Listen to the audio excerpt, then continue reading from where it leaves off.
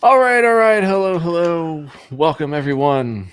Hola, Luis, and welcome to the HEX Happy Hour Show.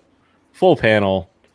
Motley Investor. What's going on over there? Cheers. Usually What's Vince is everyone? next to me, so Oh, you can move him back. I won't mind. No It's offense. okay. Yashdeep, how you doing over there? I'm doing well. What's going on, Cabana? Randy, how you doing down there? Doing good. Vince, over there. What is that, Vince? Are you muted, bud? You're muted, or we can't hear you. Vince, say something. Nah. Oh, Okay. There we There go. we go. there we go. I was just saying it's my drinking? usual Topo Chico. Gotcha. And Big Kurkowski way down there. How you doing? Hello. Let's Cheers, get the y'all. band How are back you? together here. Here we go. Yeah. There we go. Big Kirk in the center. So how's everybody doing? I mean, just a couple things to talk about. There's like a little thing called PulseChain that could be coming sooner than later. There's this giant straight up pattern on the HEX chart. Not bad either. Slightly to the right. Yeah, up and slightly to the right. Yeah, I tweeted Slightly to yesterday. the right. Can it go so hard to the right that it comes back left? Because I don't think I've ever owned anything this sustained over days. I mean, I've had like rippers and stuff on a couple day run, but this is just fantastic for everybody. Just this and some dog coins. But as soon as Elon Musk texts bad about your dog coin, then it just goes to shit. So Yeah. Well, speaking of, let's talk to that while we get everybody rounded up here in the chat. So all over my Twitter feed is just Bitcoin bros freaking out because Elon kind of abandoned them in the way, and Richard tweeted about it, and they're just like it's like a bad relationship. They're like besties, and then they hate him, and then they're back together, and then they're not, and it's just like, oh my gosh, I'm so glad we don't have this drama. Yeah, that's true. We You're just have laughing, we just have Louis Vuitton life jackets and candelabras and $100 watches. yeah, no big deal. Some And another one on the way. Like, fantastic memeing. Yeah. 30 minutes of sex talk. yeah. Makes it a little bit hard to onboard the VCs, but it's worth it. Worth it for entertainment value. That might be part of the plan. You get the ladies on board. Right. Yeah. So another thing I was noticing is like it was kind of sad, really, this whole Bitcoin Elon thing, because I unfortunately have a list, I guess, of Bitcoin maxis, and I just keep it for my own sanity because I don't want to be in my own echo chamber all the time. And they're consoling each other. They're talking about, oh, bro, I'm down 6 digits today. Oh, this is horrible. Oh, but we'll be back. And it's just like, oh my gosh, man, just to live like that. I'm so glad to own something like HEX where you don't have to follow something day in, day out, minute by minute. Because I've done the trading world. I think most of us here have, right? And not very good at it. Yeah, but I'm so glad to be rid of it, quite honestly. Yeah. So, but yeah, I mean, it's some they make sure to do some care, like they have their own reasons how they make sure they make themselves feel better. Oh, about it. But yeah, I'm sure it would hurt anybody that was like, he's gonna be so on our side. But I mean, what about his actions show that he's is going to take a solid stance on some of that stuff? I mean, he acts like a troll most of the time, and people get led into that, really hard.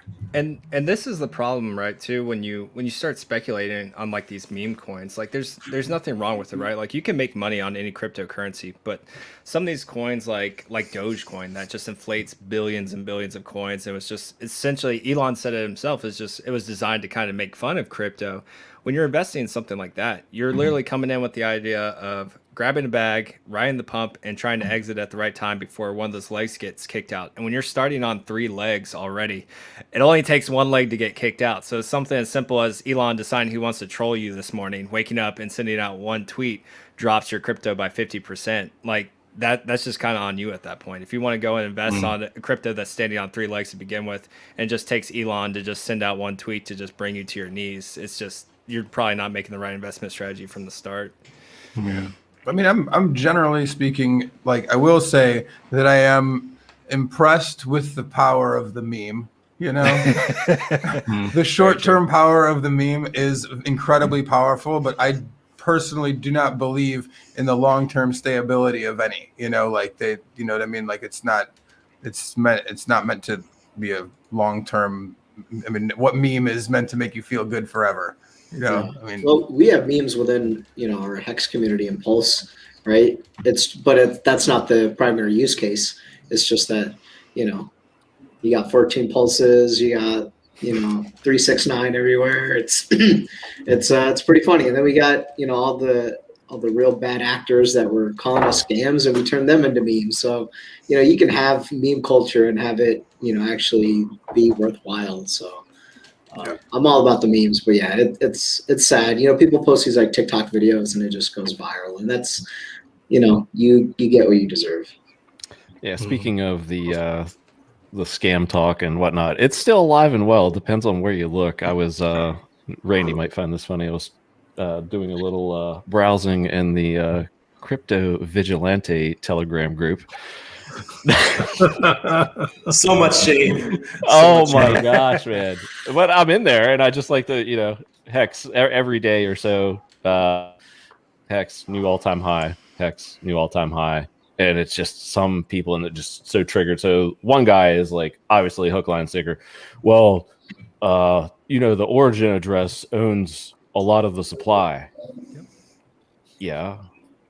Okay. That's continue your thought. Yeah. It's a scam. And then I posted the one with the Richard posting all the ETH addresses equivalent to like $6 million. And he's like, 6 million sold over the past 2 weeks. Price is still going up. Posted that one. That was probably Richard selling. I was like, well, that was the worst scam rug pull, whatever you want to call it, in the history of scams and rug pulls. That price went up after all of this selling. And it's just next. And it's, I just quit, but yeah. Sorry, go ahead. I don't know. If that's like a bad thing that like somebody sells and the price continue, like people still want it that much. I've never heard of that. Like that's why is any of that? Even if it is Richard, like what we understand about HEX is that they're incredibly rare and they're incredibly valuable. So like if he was to come out and say, "Hey, I'm dumping 200 million HEX on the market," people would eat that shit up, and so it's like. That would be a gift. It's like we don't see that as some sort of rug pull scam. That would be like a gift that we're probably never gonna get. But we're talking about a community that doesn't even. I mean, I showed them nomics. I showed them the A- rating. I showed everything. There's no matter what you give them, scam. Yeah. Is this the chat or like the organizers? The chat. Okay. No matter what you give these people, it's scam.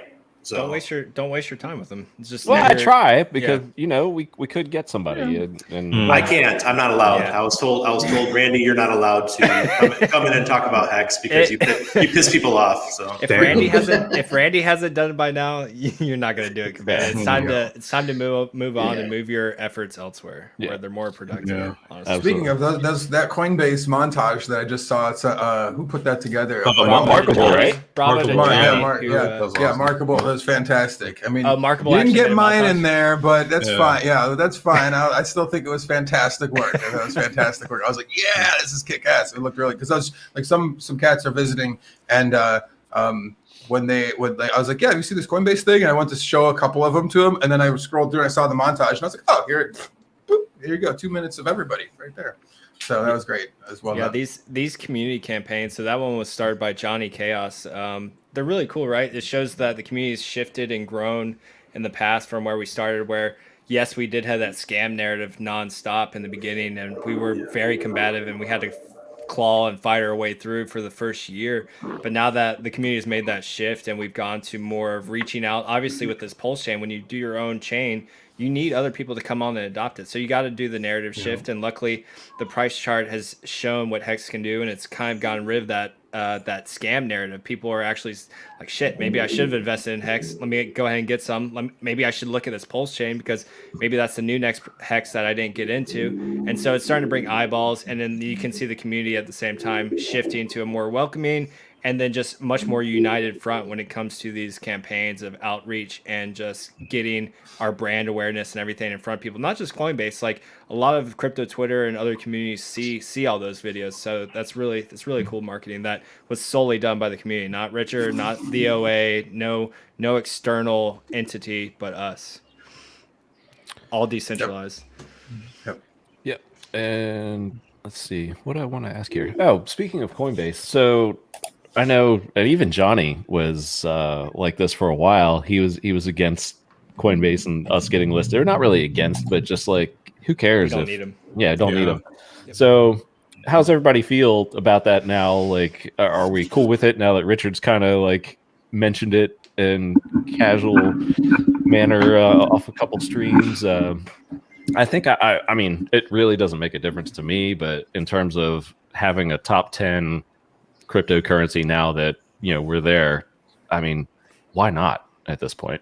I mean, again, it's not gonna wreck our world if it's not, but it would help. It would help for onboarding new people because everybody, like, everybody, that's the first step. Oh, I need to get this stuff. Well, make a Coinbase account. That's like the first thing. I'm like, especially now that fees are so expensive, I have to make sure to explain to people the method. You have to get Coinbase account, get USDC, move that over, then go on Masha and use limit orders. I mean, like and then they're like, what the f is a limit? Like it's a long, like, please just give me some Coinbase.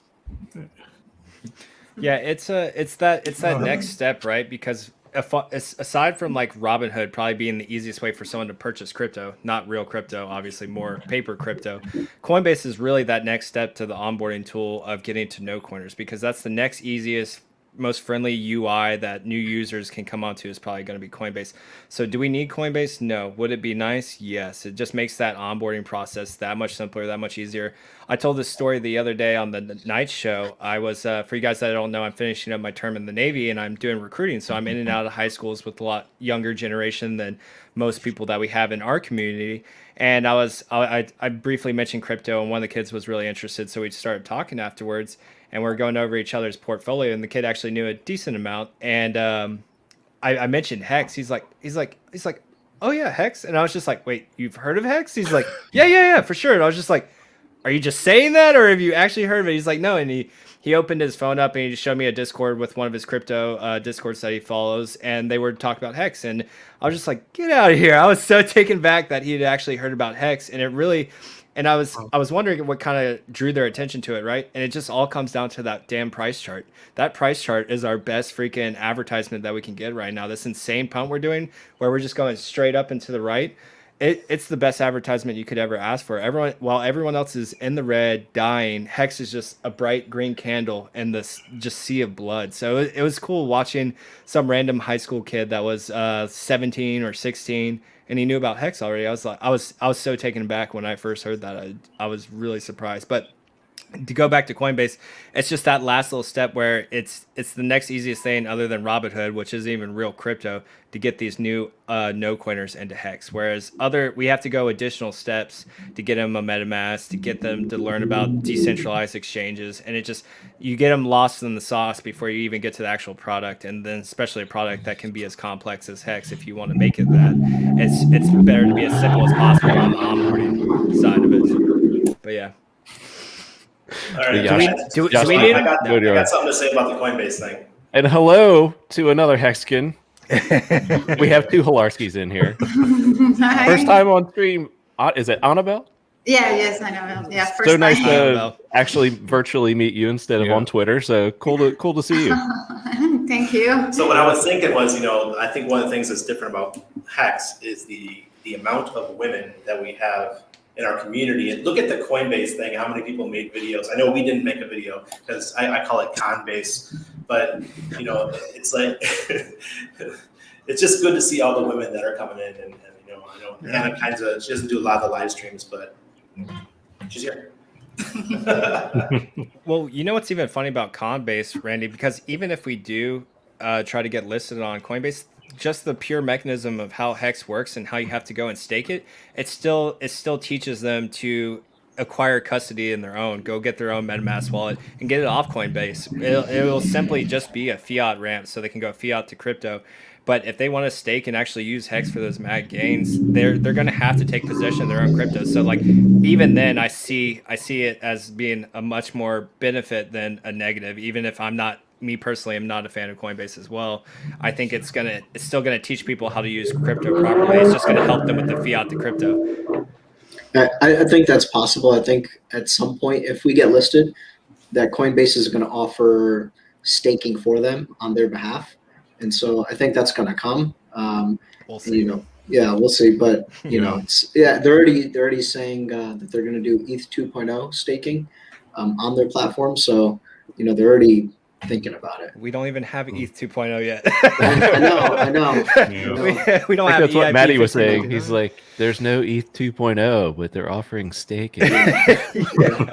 It's putting the cart before the horse. Yep. Hey guys, I got a question for everybody that's in relationships and things. So with Anna, she doesn't get really excited when we do a 5, 6, 7, 10x because it's not accessible money.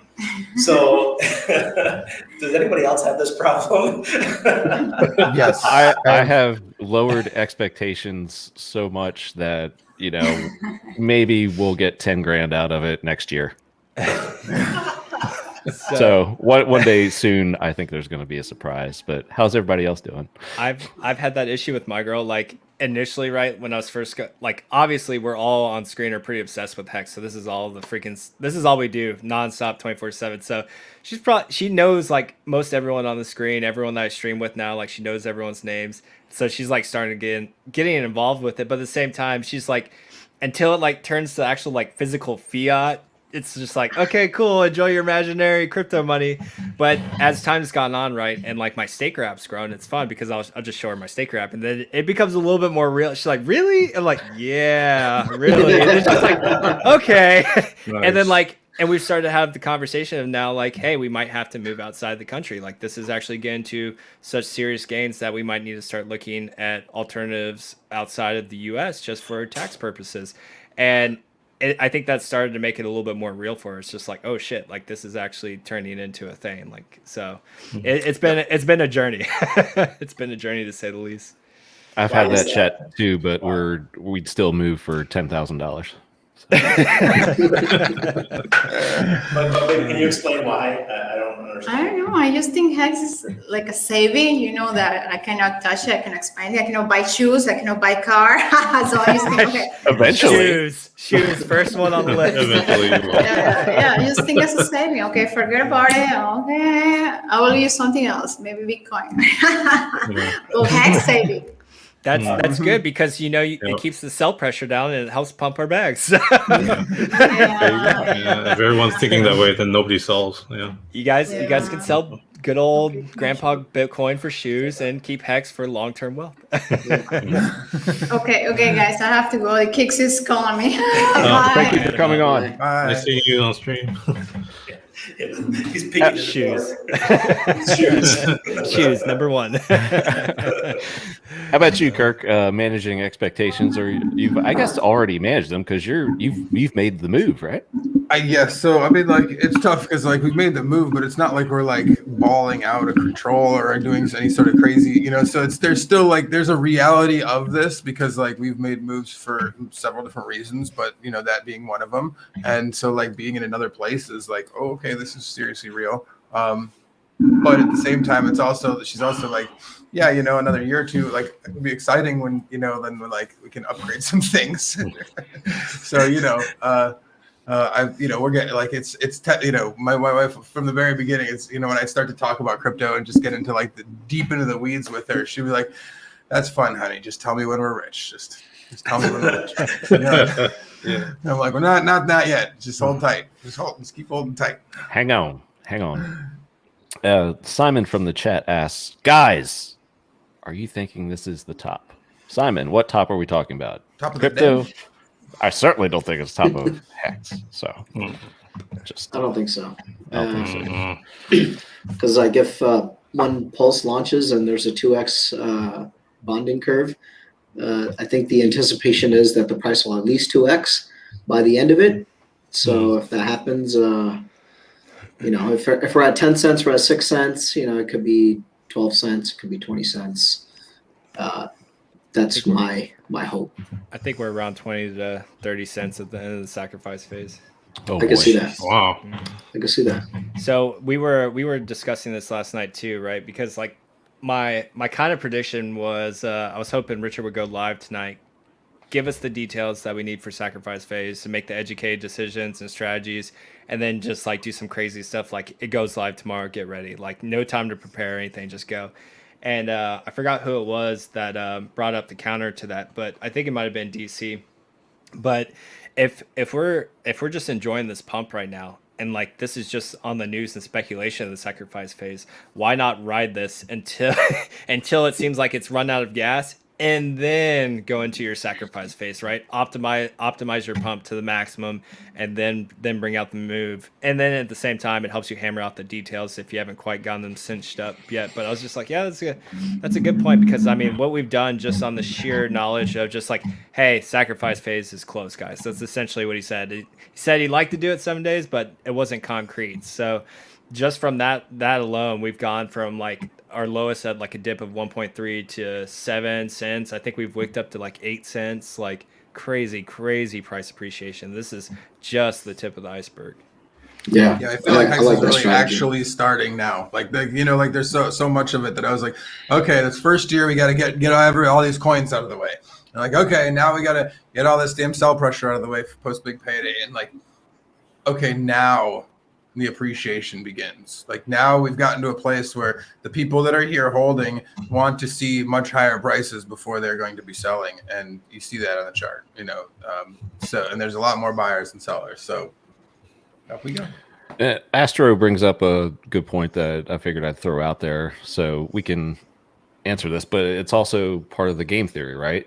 And Motley was just talking about it, and that's why I was about to bring it up is, okay, so if you get in earlier, yeah, you have a higher percentage, but what if the HEX price keeps going up? So that's also in your favor. So there's kind of like a balance, and there's almost a perk to DCAing, if you will. That's a strategy. Who knows what the price is going to do, but it's an interesting dynamic that we all have to think about here. Yeah. I'm gonna send you something here in a second while they discuss that, Cabana. Okay. Yeah, I just got really lucky. One of my clients that I fired about 2 months ago, they hadn't paid me yet, and I finally got their coin, and their coin was up 10x. So now I have a nice little bag to put into Pulse. Nice. I wasn't gonna go big. I was only gonna go like $5,000 worth of coins into Pulse, but now I got a lot more than that to put in. So I don't care all about this coin now. So bye. Yep, I feel I have a couple of those myself. Yeah. What's up, KNTX? So back to his point, does anybody have a good explanation? Because I mean, really, we don't know the exact percentage per day, right? Was it like 4.21 or? I got you a graph someone made in Pulse chat. I'm sending it to your Telegram right now, Cabana. Okay, cool. Pull it up. So this is the latest they've sent out there. It seems like Richard, I don't know if the numbers are hard confirmed yet, but essentially it looks like what Richard wants to do with this bonding curve now is a certain period of days that is volume based, and then after that, then it goes to just the standardized certain percentage increase per day kind of strategy. So I sent you that graph if you want to pull it up. Yeah, it takes me a second here. Yeah, you're good.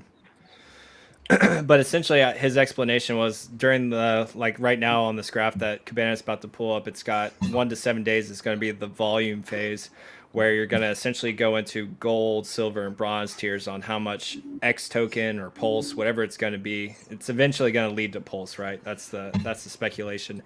But there's going to be 3 tiers, gold, silver, and bronze. And based on how much volume you put in during that 1 to 7 day phase, it doesn't matter when you come in, but based on that volume, you're going to fall in one of those tiers, and you're going to get an increased percentage of token X or Pulse token. Yeah, here we go. So if you see right there, 1 to 7 days, no advantage for being earlier, so you can come in at any point in this 1 to 7 days. You can try to ride the price pumping of HEX, or maybe it goes down. It's just the risk you run. The volume set will be reordered at the end. So essentially it's based off pure volume. How much USD value are you throwing into this over the next 7 days? And the idea here is essentially Richard wants to get these whales in early, trying to out-jockey each other for position, and at the same time not give a whale advantage for just being the first minute or 2 minutes into the sacrifice phase and just dumping millions and millions of dollars in right from the get-go. So this balances out where the smaller guys can get in, and they're not going to be able to get the volume in here, but they're still going to get a decent amount as opposed to waiting longer. If you want to speculate on price, though, you might be able to leverage the price of HEX or whatever coin you're sacrificing if it pumps hard to actually gain more token X or Pulse as well. It just depends. So it's gonna be some fun game theory and trying to figure out the best timing going through. And then at the end of the day, usually DCA is a good strategy moving forward in this kind of stuff. But then you have to decide: do you want to focus more on the volume entry point the first couple days, or do you want to wait after that and then try to speculate on the price of HEX going through the roof? It's very interesting. Cabana, you're on mute. I was gonna say, Dustin says if you have 7 days for the first phase, whales are gonna wait until the end of day 7 to enter, just like the good old AA days. They rushed in at the last minute. Not necessarily. People can start manipulating depending on what the bags that HEX whales have. Is it HEX? Is it USDC? Is it Ethereum? It's just what are they trying to manipulate at that time too. So it could be. I wouldn't necessarily say they're coming in at day 7. It's all part of the game theory, right? Yep. Inviting Freedom wants to know, how much are you all sacrificing? Well, Inviting Freedom, I'm None of your sacrificing. goddamn business. No, just kidding. That's a personal question. Just kidding. It is though. So and ask me which date I'm sacrificing it on. Or dates. No.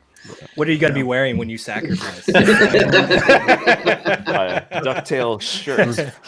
No pants and a For ducktail shirt. for answers to these and more questions, slide into my DMs later. my OnlyFans page. Yeah. What are your keys? Yes. No, but I'm thinking, I don't know all the parameters and of what the sacrifice period's going to look like, or what Pulse is going to be at the end of the day. So, it could range anywhere from 10% of what I can allocate or up to 100% of what I can allocate. And so I'm just being cautious right now until I have more information. It's really hard for me to speculate because when HEX came out, we all knew what HEX was going to be about. It was all laid out. It's immutable and it hasn't changed. But Pulse, It's a little different. Yes and no, actually, because we thought we knew everything about HEX when it came out, but turns out we were scrubs in the beginning because it took us a while to grow and learn. Because even Richard, one of the main designers and founder of it, learned stuff as we went along as well. So it was a learning phase for everyone. And I imagine there will be certain things like that with Pulse as well. But I agree with you, Yashdeep. It really just comes down to, it's easy to be cautious because we haven't started yet. But I would be very surprised if Richard launches it without giving the concrete details. That's just not like him, right? He's too organized. He's too methodical when it comes to his plans and development. I don't think there's any way in hell that we get a release of the sacrifice phase without concrete examples of how everything's going to work and function. So it'll just come down to the time when we do get that information. Then you can expound on how you want to perform your strategy, and you can decide how public you actually want to make it. Maybe you want to hold back some of that alpha for yourself, so not everyone moves in on your position. Just saying. Yeah. Well, I'm sticking to what Whales Only was saying the other night in Quant. He said, stick to your plan. Just figure out your plan, stick to it. Yes. I'm going to put all mine in at one time. I'm not too worried about the gameplay and all that kind of stuff. I'm not worried at all. So let's just do it.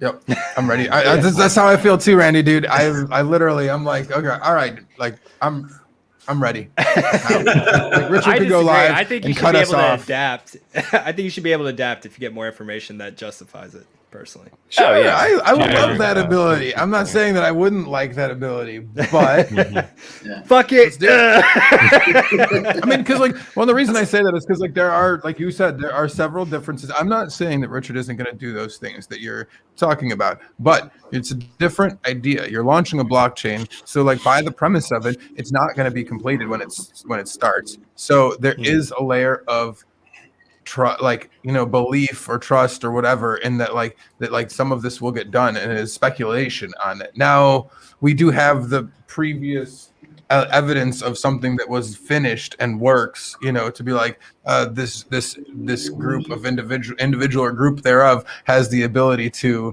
accomplish a product or something that they set their mind to. So that's great, great piece of information. But it is different. It is very different in that regard. So I think that there's going to have to be a couple leaps of faith. Just think of how the wording that Richard has used already for the sacrifice phase. Why are you sacrificing? Well, you're not actually sacrificing directly to get Pulse. You're sacrificing because you're making a political statement that you prefer low fees on Ethereum. That's you prefer low fees to high fees. And so and then maybe someone really cool will make will use that set of users to give out coins. That's what he said so far. Now, if that changes, sure. But there has to be some elements of somewhat of belief that something's going to get, that something's happening here, for you to want to move into this, and you have some evidence for it, sure. But it's just a different beast altogether. It really is. And the fallback is if you're into HEX and you have HEX and you don't keep up with everything that's going on and you miss a lot of the information and you do what Randy's doing and he just kind of buys in at one time, that's totally fine. But your fallback is you still have your HEX, and that's pretty and that's pretty valuable. So you guys are going to be okay. That's the same thing I've been saying from the very beginning is why has the narrative changed? HEX is still the highest appreciating asset of 2020. It's set to be able to do the same thing this year, and I believe it will be able to. And the metrics are there, so why would you want to I feel like selling the HEX you already have, or in general, even when I buy HEX with something with fresh fiat or other coins, it's going to be really hard for me to sacrifice it. I might be able to. The narrative hasn't changed. What's come out is the necessity for a new PulseChain, because before, I wasn't as bullish, but as of late with these Ethereum fees, there's literally no adoption. I've interacted with Ethereum one time since these fees have gone insane. It was to make one very large purchase, but it was a large purchase of HEX, whereas you can't do that with a couple $100, $1,000. So my speculation on Pulse has become more bullish because I see the desperate need for it. And it hasn't changed. The narrative for HEX is still, it is the diamond. It is the premium product, and Pulse is just going to help go along and make it that much better. It's just, Richard has done a very good job with intertwining the release of Pulse to, on the surface might not seem like it benefits HEX, but it's amazing for the price pumping of HEX. And so it's beautiful. They go hand in hand. They're both tandem. They both work together very nicely, whereas the narrative hasn't changed. HEX is still HEX. HEX still does what it does amazingly. Pulse is a much needed solution to a problem that we have. Not only HEX has, but hopefully other communities that we can bring over as well. So they marry well together in my eyes, and I think they're both going to do extraordinarily well. One might do better than the other, but that's how any speculation on an asset goes. One's going to outperform another, but I think they're both going to do very, very, very well. Yeah, and I agree with that. Yeah, Richard's going to launch this, and I think it's going to work phenomenally because that's just the track record Richard has.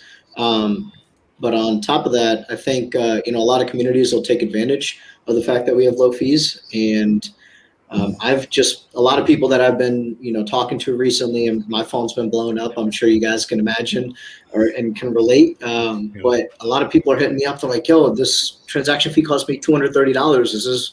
Am I doing this wrong?" And I'm like, "No, unfortunately, you're doing it right." And they're like, "Well, I'm only putting in 1,000 right now." I'm like, "Well, there goes 20%. And I'm sorry, there's nothing I can do for you right now. But we are, Richard is working on something to take care of that." So I think there's a lot of people that are frustrated with the high fees right now, and people that have a lot lower amount of investment strategies, that they're going to be flocking to something like Pulse that get some transactions on pennies and I think the throughput should be down to like 3 seconds as well. So faster throughput, so you don't have to wait around. If you're only paying a penny or two to get it through, like, hell yes. I've got friends that are waiting around for like several minutes. I'm like, the little circle on the stake button is still spinning, and I'm like, okay. Transactions getting stuck, and then you're losing that $150 anyways with nothing to show for it. Oh my god, that's the worst. And then someone I was just talking to, they ended up spending $265 on failed transactions. Yeah, and it's just like if the transactions will fail, you rather know right away so that you don't have to mess around. You know who else? You know who else spent a bunch of money on failed transactions? Yeah, Vitality. Tried to move that damn Shiba coin. I saw that shit. That was hilarious. I didn't know that. That's hilarious. Yeah, let's get that in a second. Randy wanted to chime in. He's got several failed transactions when he was trying to move Shiba token. That shit was, I was dying. All the dog coins. Ouch, bro. What's up, Randy? Okay, so as my grandpappy used to say, a rabbit in the hand is better than two in the bush. Yep. Now, I thought this was going to be a horse. No horse story. I put my horse post up today already. Hold on, I'll get some Googles, or I'll get some horses going here. So HEX is my boo, man. HEX pays me. HEX is doing well. It's designed to make me money and all these kind of things. So I'm not going to sacrifice HEX. I have other things to sacrifice. So that's just my. Make sure you convert it to HEX before you sacrifice it. Now I'm not paying it. I'm not paying the fees. Come on, Randy. Saturday or Sunday night. I understand. Not convert it for like fees. $20. If you come in with a decent amount, hit me up. I'll throw you some gas fees. I mean, pump thy bags. You got a very large bag that would be good to pump as well. So just saying. You can use matcha and not pay. I mean, I think you have to pay a fee to let it do it. But the limit orders are the way. The only problem with limit orders is I tell people to set them, and a day later they're like, "Dog, the price just went up 20%." Yeah, they almost never get filled. Very true. Yeah. But I mean, if you throw it close to the price, then you might throw it real close, and it can get it. That's the cheapest way to do it. If you're exactly, let the seller pay your fees. Yeah. We have a couple interesting questions in the chat. So. And these are, again, like I think we've said this for 2-3 weeks now. Everything is speculation, but it's fun to talk about because it does help you develop strategy. So Hex Squadron asks, why not sacrifice half of your bag day one and sacrifice the rest at the end? I mean, that depends upon what we end up getting from Richard as like the roadmap here. It also depends upon the price of HEX or whatever coin that you plan to sacrifice, because it all comes back to USD, right? What he's saying is there's a lot of unknown variables to answer that question. Yes. I'm trying to put them out there as best I can. Hex Monkey. Oh, wait. That's not the one I wanted to pull up. Where's your other one, Hex Monkey? Here we go. Pulse strategies. 1, wait for ERC20s to copy to Pulse Network. 2, sacrifice coins to receive Pulse later. 3, buy lots of cheap PRC20s on new network with Pulse. What do you guys think of number 3? The fork comes after the sacrifice phase, so that all that's wrong from the start. Deleted. Yes. Yeah. The fork it's not a sacrifice if you just get a copy, especially if you get a copy of a token that you know is going to get adopted on PulseChain. HEX. Unfortunately the copying the fork is actually going to take place after the sacrifice phase. So you will not get a copy of whatever you sacrifice. It will be a sacrifice. Apologies for not reading that whole question all the way through before I present it. Dustin, when we have Pulse HEX and ETH HEX, what will the market cap be for HEX? Combine them or keep them separate? Yeah, separate, I believe. Separate. They're two different. Yeah. They're technically two different tokens at that point of the fork. Otherwise, you'd have like an 80 trillion. Let's go someday. Yeah, just like put them all together. Yeah. No, it'll have to be like defined like by like PHEX or something. I don't know. I don't know what the ticker symbol will be. What's up, Spike? So, what else we got? I think we have how will ETH users convert to Pulse without fees if they don't sacrifice? Well, you're just going to get a small percentage of your ETH in Pulse, right?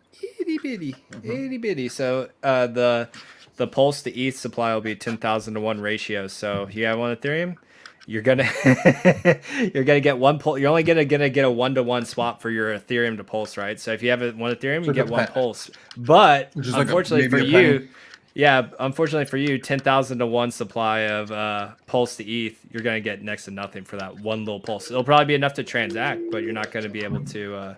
You're not gonna be able to do much beyond that. Which is still cool. I mean, you can still get, you can still do your it's like, shit. You I mean, sell it's your. still, More explanation required, Motley. it still allows you to go in there and dabble, though, right? Because just like if any of you guys interacted with QuickSwap, they gave you one Matic when you went in there, and that one Matic you could do 10,000 transactions on. So Pulse will be something along the same lines as that one Matic token will get you a lot of transactions, if I had to guess. What was the question? Is this something? 2.5 start. Yeah. So 2.25. So there's tiers, right? So I don't think these numbers have been expressly defined, but it's probably going to be some sort of multiplier depending on if you can sacrifice enough volume to fall in a certain tier. So obviously the gold tier, you're going to have a higher multiplier than if you fell in the silver or bronze tier. So the whole goal is try to position yourself in the highest tier, which was the gold tier, to get the maximum multiplier for whatever token X or Pulse token, however you want to view it as. So it's gonna come with a multiplier. Yeah, I see that somebody's asking why in the chat. I think that the like that could be harkened back to like the reason of why, to the same reason why HEX offers a 10% increase for bigger pays better staking. It incentivizes you to come more with more economic mass, right? You want as many big, large investors and money to flow into this thing as possible. So if you're willing to put more skin in the game, you will be rewarded more. That's all it comes down to. If you put a little skin in the game, you're not going to get rewarded as much. Pretty straightforward. I mean, people that complain about gas fees and all the rest, I know you can't know exactly how it's going to go, but I mean, if the price you spend, either whether it be the gas fees or the economic weight you put into the system, there's if you get a 2x benefit on the amount of Pulse you're getting, or a 1.5x benefit, I mean, you're already doing fantastic out the gate. It's the same risk we ran when we first, everyone on the screen invested HEX day one. We didn't know if it was going to succeed. We didn't know if there was going to be bugs. We took a risk coming in, being day one investors. So we took that risk, and now we sit here financially rewarded for it. It's the same thing with Pulse. If you're going to come in heavy in this, you're going to get rewarded for it. If you're not willing to take that risk, you're going to get less of a reward. It's the way with any sort of investment you do. And at the time, day one or day two, day three, we thought like, dude, we messed up. We I didn't care. I just kept firing. I mean, I was going to DCA anyways. The only reason I FOMO'd on day one is because it just never seemed like enough. I put one adoption amplifier and I look at it and I just get a little bit less hex. I'm like, I'll put another Ethereum in it. Because like in my head, still day one? No, sir. I put my full FOMO bundle in. I was like, click, boom. Yeah. I kept adding because I was so excited about this project. Like I already wanted to get enough on that first day to start breaking out stakes and like starting up my staking ladder. So like I wanted to make sure I had enough HEX. So that caused me to like just keep bringing in. I'll bring another Ethereum in. I'll bring another Ethereum in. No, my story was opposite. Like I had numbers down on HEX, so like what I wanted to get at before the HEX started, what kind of numbers I thought price was going to be at, what I thought you'd get out of it. Like I was been run a bunch. And when I put in my like FOMO bag on day one, like it was the opposite. I was like, boom, there we go. And then I started to watch it decrease in price, like value similarly, but I was like, that's it. And I realized then as it was kept going down and down, I was like, oh fuck. I was looking at the numbers that I already had, and I was like, this is not good. This is a lot. This is a lot down, And I was like, that shouldn't be. I was like, this is a year launch phase. I was like, fuck. And then that's why you DCA afterwards. Like, well, I'm a fucking retard, and you move on. I mean, that was true. I knew it before a day even rolled over. I was like, that's not a lot of coins. Learn from that on the Pulse launch. That's all I'll say on that. Learn from that on the Pulse launch. So my story was kind of. All right, go ahead. Okay, I'll save that one. Okay. We'll get back to it. Our monkey rephrases. I'll try phrasing my question differently. I plan to sacrifice big in order to get Pulse. Then after launch, thinking of using that Pulse to buy a lot of PHEX and other PRC20s. Are you alone in your thought? This is exactly my. This is my strategy. Don't blockchains work one transaction at a time?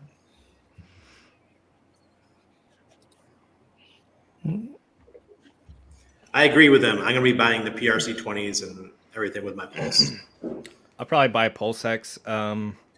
There's a couple PRC20s I'm looking at, but I haven't decided yet if I will be buying them. I might buy a little bit of speculation, but for the majority, it will be owning Pulse and making a move on PulseX and maybe speculate on 1 or 2 PRC20s, but for the most part, it'll be Pulse and PulseX. For those of us who didn't get as much HEX in the beginning, the ETH HEX, this is our second chance. To get your So there's those of you guys out there who are watching who might only have 100 T shares or 200 T shares. Well, this is your chance to get those 1,000, 2,000, 3,000 T shares. Once again, maybe at a much cheaper price. Maybe. Yeah, maybe. That is a big maybe. I'm kind of curious to see how Richard can. Because it seems like it's just going to be an absolute mad rush for like PHEX in the beginning with failed transactions, people running their slippage like crazy. Like it's going to be stupid. And then I don't know. I don't know how that people that pay a lot of money. Yeah, people pay a lot of money to code bots. People pay a lot of money to troll around the mempool and wreck shit. So, validate their own transactions. Do any of you out there do that? Because if you don't, be careful with what you're doing with your time. You might get some failed transactions. Yeah, it's going to be. At the launch, I mean, every second matters. Be by your computer. Increase your slippage, or just buy the HEX and live your life. Honestly, I mean, like that's buy the HEX and get a copy too. But I mean, Randy's saying that your money might go a lot further being able to take your Pulse tokens and just buying Pulse HEX on the release, which is probably the case. Yeah. Well, actually, I think the counter to that is I think we have to take into consideration that there's probably a lot of dead stakes on the east side right now, like good accounted and late stakes that are not end staked yet because people aren't willing to pay the fees.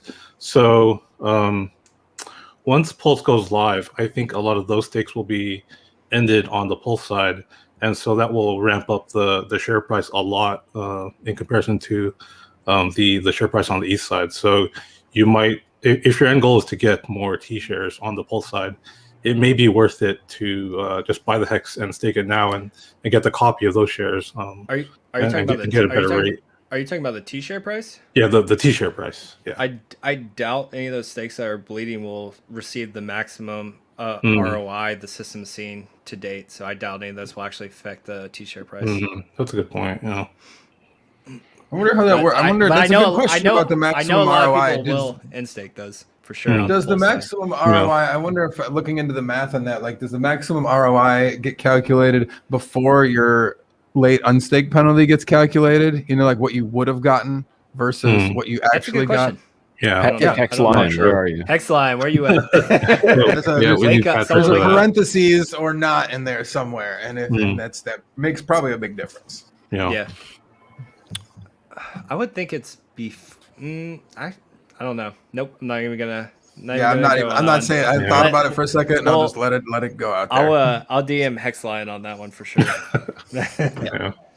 In chat, I am trying to let our panelists talk and keep up with your questions because this is the most lively questioning chat we've ever had. So I'm like marking them down. I wonder why. I'm going to try to get interrogation. This is like the most watched show we've ever had. This is awesome. So thank you everybody for. I love Trevor's question. Yes, the T-share price will be the exact same in PHEX on the ETH or on both sides at launch. It's just the same smart contract being executed at the same rate and everything else. They will diverge though over time. Oh, for sure. Yeah. But they will start at the same time. So Dustin's like, no shot. Richard is launching PHEX cheap and giving away cheap supply. I think you'll also probably fatten up the liquidity when it gets copied over. Maybe the liquidity pool. I don't know. So it's not as volatile. I don't know. I haven't really messed with that too much. But I doubt. That I severely doubt, and that it's because what does he want to see? Cheap hex or expensive hex? Expensive hex. We'll just have to see. He said it. I like expensive hex. That's what he likes. And having a lot of liquidity gives people a lot of coins. No, I don't think the answer is we don't know, Jimmy. It depends on how much money you're bringing in, depends on the price of hex, depends on if these numbers actually hold true, depends on a lot of different factors. It's one of those crystal ball questions. And nothing's concrete yet. We don't. Yep. Yeah. It's fun for us to sit here and just play back and forth, but we don't know. So, but that's part of it. Thanks, though, right? Richard, for giving us material for several weeks. Oh my gosh, this is awesome because it's it is like a virtual strategy session because we're getting like great questions from chat and it's making us think of like, oh, okay, well, what if we think about this way, and maybe it's not something that we thought about. So this is kind of like why the PulseChain Telegram chat exists, right? Except this is, obviously for people who are amped and ready to get in whenever this sacrifice begins. I'm waiting for somebody to troll the chat and be like, "Oh, Richard just tweeted the sacrifice has begun." Yeah, right. It was funny because I think on one of our streams before we were at where we're at today with price like 6-7 cents, someone like trolled one of our streams. They're like, "Oh, we're up at like 6 or 7 cents." I was like, "No way!" And I was watching. Yeah, it was nice. Yeah, we had it gone up. And the funny thing is, just a couple days later, we're actually at the point where they were trolling us on stream. Like, it's great. Forecast. I love it. Ask that whoever that was trolling us. Go ask them for price predictions. They were spot on. All right, so I'm like jotting through questions. I had a couple here that I've been asked even before this. This is I see this from like the staker community. So anybody who wants to tackle it, go ahead. Because they're, I guess, on the app, and that's how they onboarded, will I get a copy of my HEX and stakes if I use Staker to set everything up? Because they're hearing everything about MetaMask and all that. Yeah. Mm-hmm. Yes. Good question. Yes. It's still all interacts with the Ethereum blockchain. So all your staked, the Gnosis safe that Steph and Firebun use for Staker app, it still all interacts with the Ethereum blockchain. All your staked hex, all your liquid hex that you still have on Staker, you own those private keys. You will get all those copied over to PulseX, just like you would out of a MetaMask wallet or any other wallet that you actually own your private keys to. Excellent. But if you have it on exchange, get it off, because if you're on Coinbase, as Randy likes to say, you're not getting those copies. So get it off. It's true. Bonance. Yeah. Bonance. What's the other question here? I got one before I'm getting to the chat questions. I don't know who's best to tackle this. Kurk, Motley? In a couple minutes or less, could you just explain what PulseChain is, why I should care, and how it will launch? Sure. Go do an Ethereum transaction right now. There you go. Simple enough. And do you like double your money? Cool. Right. Well, PulseChain is essentially designed for what you're getting at is lowering fees, and that is why you should care, because if you own HEX and we're doing computational stakes, and the longer you're staked out, you're going to pay ungodly rates. I think I replied to one of Richard's tweets. I just did a sample like end stake, and it was like a couple $1,000s. That's why we're doing it, and that's why you should care. How it will launch, we're trying to spell this out here. I think that graphic kind of helps visualize things. It does. Maddie showed it on his stream first, and when I saw it, I was like, "Oh, that's really nice." I forgot who made that, so sorry, I can't give you credit, but someone PulseChain made it, but it's good. But yeah, just back to the question. I mean, it's simple, right? It's like I like to be able to transact with my cryptocurrency, and on top of that, you guys also probably know I really like my airdrops. So if you're not only gonna enable me to transact for pennies on the dollar, and then you're gonna give me an airdrop of my most valuable bag that I own. Yeah, I'm a fan. I'm a big fan. But yeah, there's the graphic for you guys that didn't see this. Perhaps soon. I don't know. I'll definitely do shots on stream for 10 cents. So yeah, I'll do sure.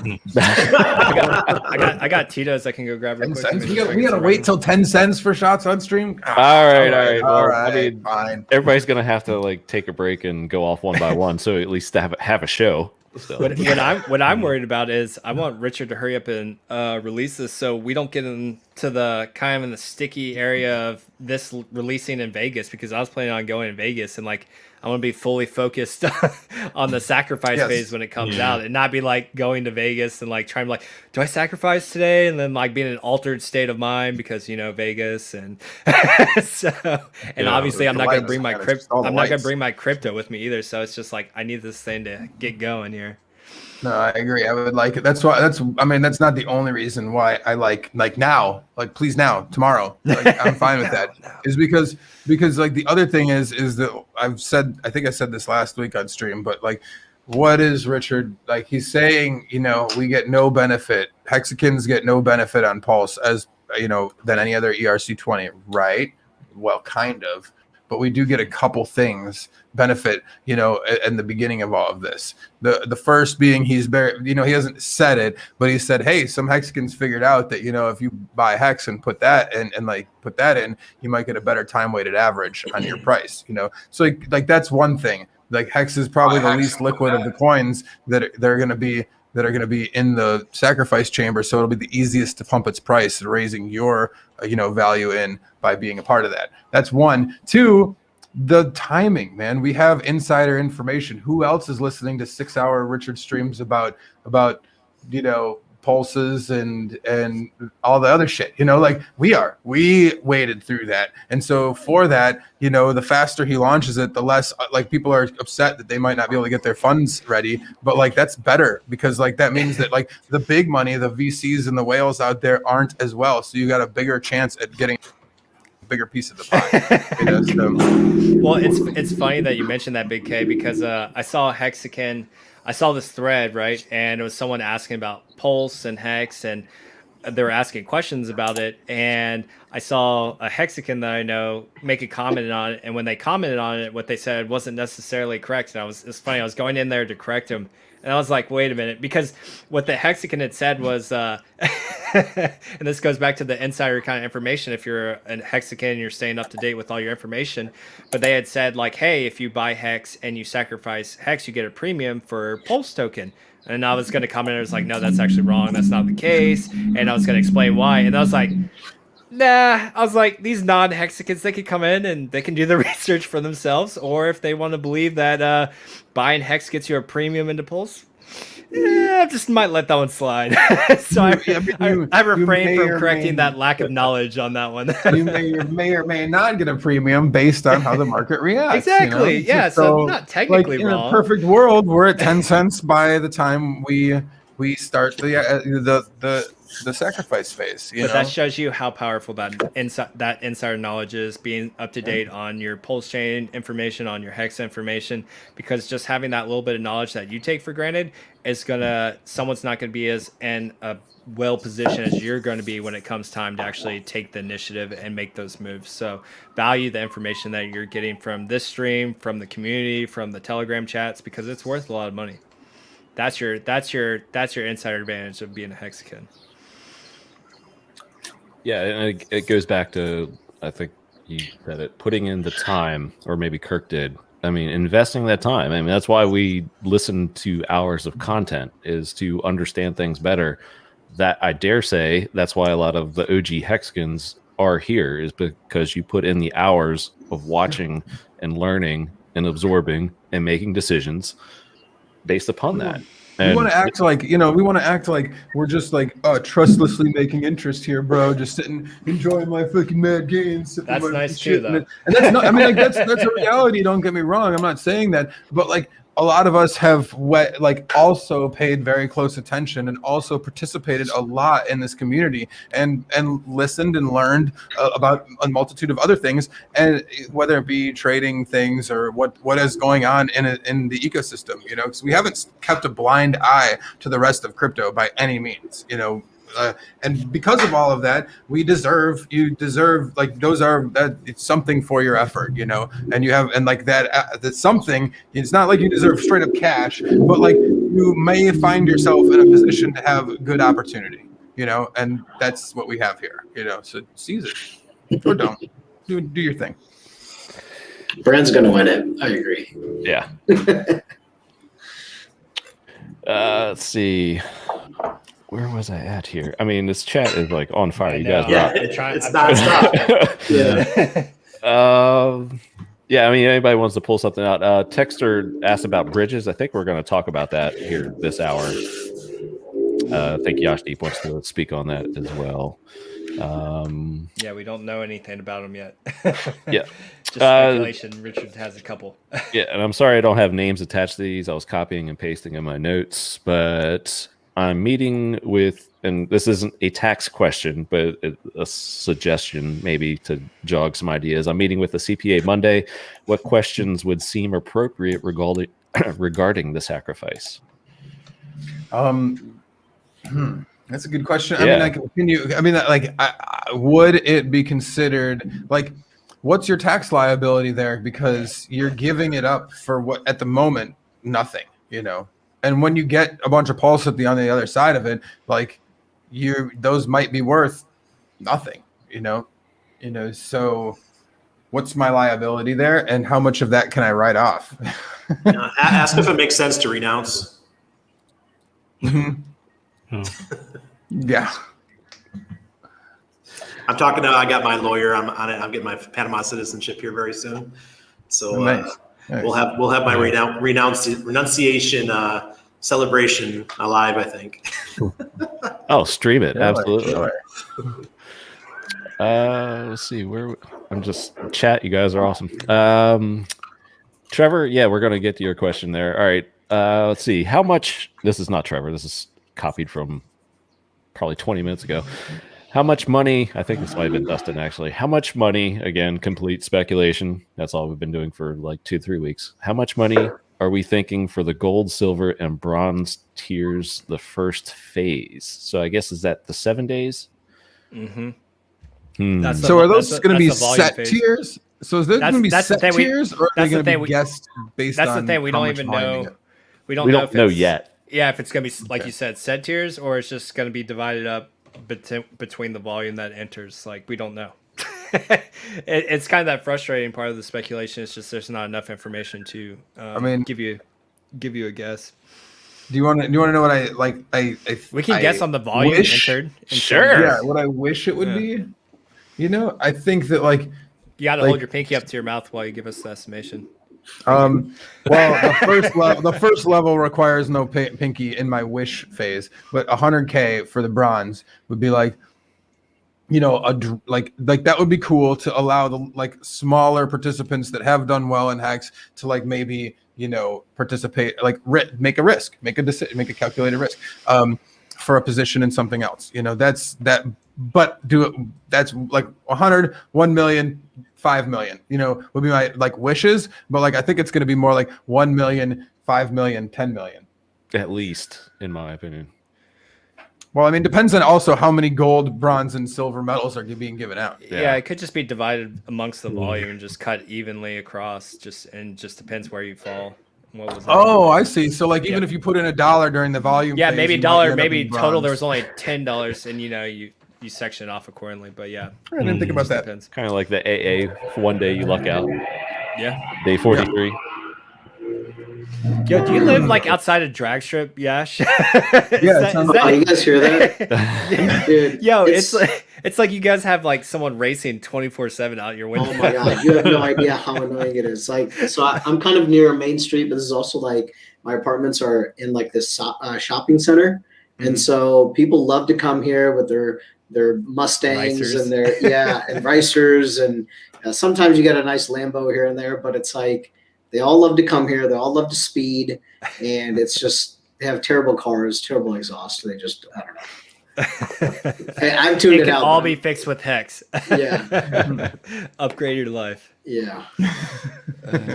I need to put just a big sign outside my window, just get a big flag and just have a HEX symbol, hex.com. And upgrade your exotic card with Hex. Yeah.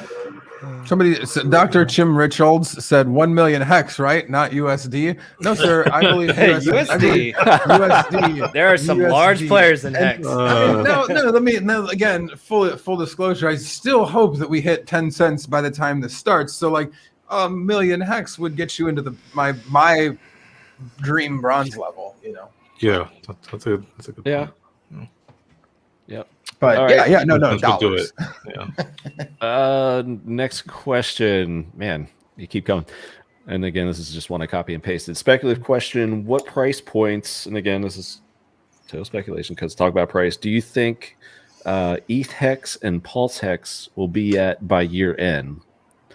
I think the only way to approach that is just to try to find a common average as to what you think the price is. $10 for both. There you go. I got that from Wales. Now, shoot for the stars. Here's Might as one. well. What do you think the price will do at I guess the PulseChain launch for both? Straight. Obviously, I think PulseChain, yeah, but what do you think the ETH price will do? I personally, I don't care if I say it or not. I think it's going to dump hard. Which ETH or Pulse or Hex? ETH. Or what? ETH. I think ETH Hex is going to dump hard. I think it's going to come Oh, back. But I ETH think Hex is going to dump Hex. Yeah. Dump hard. Okay. I'm actually with Patrick on that, but Patrick Hex Lion thinks it's not going to recover. I think he's completely wrong on that. Yeah, stuff. I think he's it so will wrong. recover, but I respect the shit out of Hexline, but I think he's completely wrong on that point. I missed that. What was his rationale for that? He believes that I won't speak too much on it, but he believes that the Ethereum Hex is going to completely not fail because obviously it's still going to work and function right. It's still going to be a money printer, but he thinks it will have no buyers. He does not believe there will be any buyers. The price will continue to plummet, and I just completely disagree with that. It's the rich man's Hex. In a world, Funding Jim rich had a man's Hex. Correct, great counter Randy. to it. Correct, Randy. You are, I believe, right on that. I believe that whales will still play in that zone, and assets that are tradable will be traded. And We've why seen not? that. Like, It's what code. else It's in locked. here goes Like- to zero? Does anything actually go to actually zero? No. Someone will find value in that. How can you not? And that's, Yeah. I still think that somebody will find value in it, especially if it continues. I mean, it's really on the. It's on a few things, but it still will operate. It'll and I don't think it'll just die. And Cream brought this point up too, because once they're copied and then they start to diverge, and there are differences between share price and price of the actual coin, and you can potentially buy a T-share for cheaper, say on Ethereum Hex. And let's say we get to the point where Ethereum 2.0 comes out, or we get into a bear market, and we go back to, because a lot of you guys that weren't in Hex in the beginning, our transactions and in-stakes were pennies. We would pay pennies. And bear market solves that. Ethereum 2.0 is supposedly going to solve that. So as time goes on, it's the environment's going to change. And guess what? There's still money printers. There's nothing wrong with the Hex contract. It's immutable. It's still going to do what it does. Yeah. And if you can tell me I can go buy my money printers for infinitely cheaper on Ethereum Hex eventually at some point, if it diverges that much, then I'll probably take a risk, and I will buy some more Ethereum Hex for sure. So I think for whatever reason, because I respect the hell of Hex line, I think he completely missed the boat on that speculation. I think he's wrong. I think Yeah, he's and right about the eventually first fizzle part. out. I think there could be some dump, sure. This is crypto. Yeah. The fees will Yeah, come it just back. depends. I mean, think about when that, when it launches. Here we go. When it launches, things are gonna what do people want? First of all, what are people gonna want? Are they gonna want the old thing that they've already had, or are they gonna want the new shiny the thing? That's shiny object syndrome is a thing, even if we have been trained otherwise, and we're working hard at that.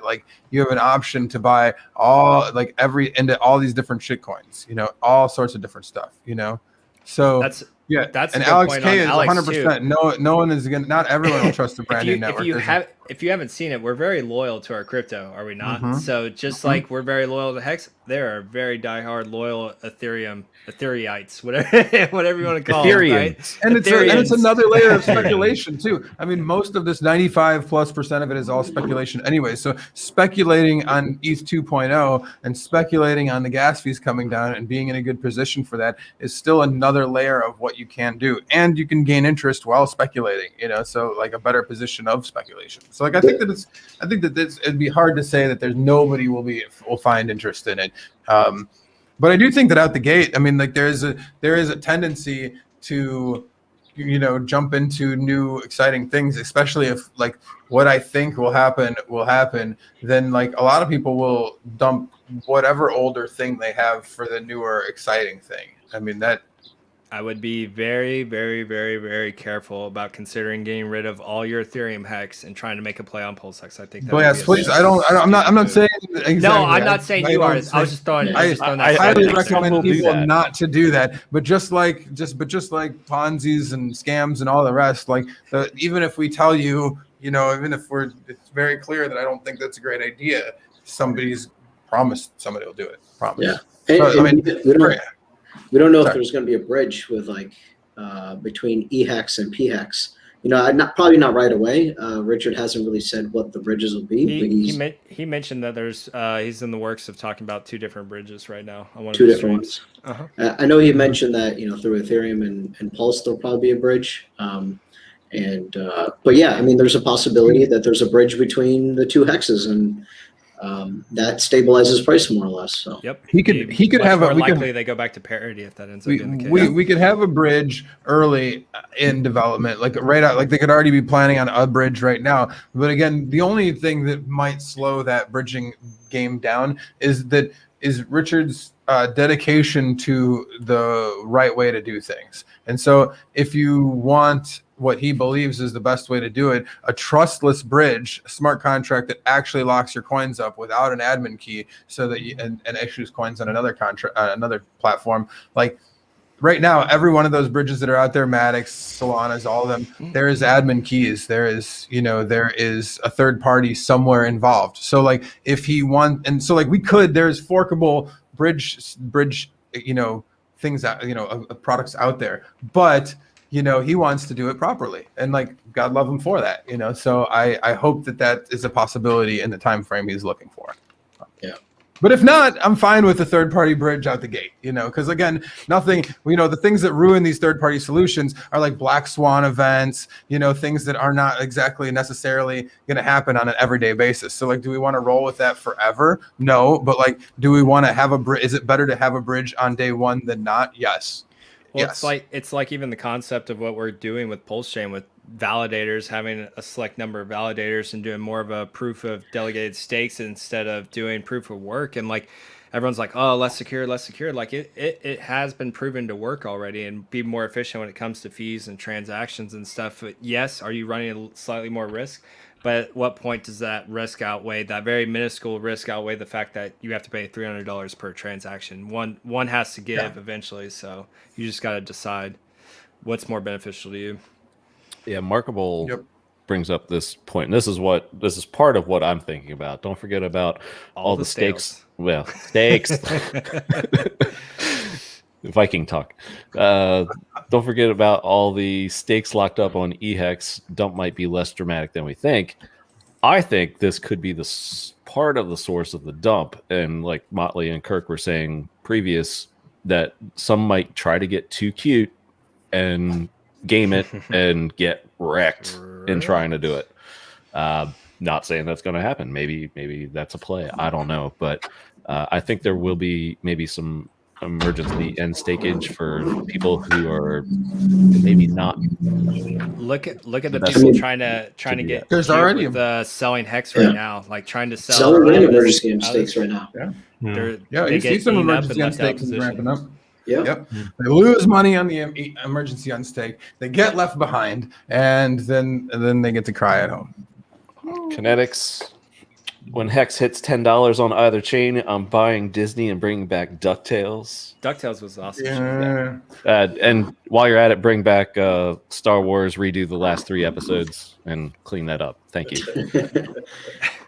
Yeah. So I got a funny tweet. Somebody, responded to my tweet, and then they deleted it, so I have to read it for you guys. But it's Thank funny. you, Brennan. I agree. So I had said, nobody regrets buying Hex. They only regret selling or not buying. And then somebody responded in April of 20, I emergency end staked a $1,200 Hex investment. It was at 4.5 million Hex and over 800 T-shares. I got $11,200 out. Regretting is calculating today's value, especially big payday, would have 2x my Hex bag. So that guy just got totally wrecked. Yeah. Hex was designed to eliminate that behavior as well, right? That's about $800,000 right now. Yeah. Just because he wanted 11,000. So now you know, if there's any new people out there, hopefully that's a lesson learned for you guys.